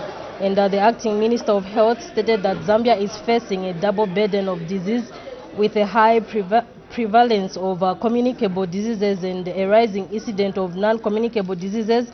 And the Minister indicated that government is mandated not only to treat diseases but also to focus on promoting wellness and prevention of diseases. The Acting Minister of Health stated that from August 2021, the ministry noted with great concern the low levels of critical medicines and medical supplies countrywide that ranged from 40 to 60% availability, which was way below the recommended target by World Health Organization of 70 to 80% availability of all levels of health care. The minister reminded the House that in 2022, the availability of medicines still ranged from 50 to 60%, mainly due to the following reasons. The first one, which is the procurement function of medicines and medical supplies that was being transferred from Ministry of Health to Zambia Medicines and Medical Supplies Agency, ZAMSA, in line with the Zambia Medicines and Medical Supplies Agency Act number 9 of 2019, and this is just among others. The minister went on to inform the House and the Zambian people that the government has put in place measures that has improved medicine supply management system and to ensure steady availability and access to the critical medicines and medical supplies, such as government has increased the allocation to the drug budget from 3.9 billion kwacha in 2023 to 4.9 billion kwacha in 2024. Procurement of 42,000 health center kits from Mission Pharma in India to cover up to June 2024, and ZAMSA has initiated the procurement of 57,000 health center kits to cover from June 2024 to 2026. Of these 57,000 health kits, 10,000 will be from local pharmaceutical manufacturers, and these are just among others. The acting minister stated that these measures that government has put in place are expected to restore the in-country supply chain and commodity security, thereby restoring confidence for both health workers and patients in the health systems and services. After consideration of that ministerial statement, the House went on to consider one question for oral answer under Standing Order 76, which came from Muchinga Member of Parliament, Mr. Emmanuel Banda, and he directed his question to the Minister of Foreign Affairs and International Cooperation. He wanted to find out a question in three parts. In part A, whether the government is aware that for the past 2 weeks, Zambian truck drivers have been stranded in Democratic Republic of Congo, DRC, following a protest by some truck drivers who are not allowing any trucks loaded with copper to move out of the DRC. And the acting minister responded to say that government is aware of truck drivers' protest in Congo, DR. However, there are no Zambian truck drivers that are stranded. In part B, the Member of Parliament from Mchinga wanted to find out if so what the cause of the protest is, and the acting minister responded that the cause was that the SADC region drivers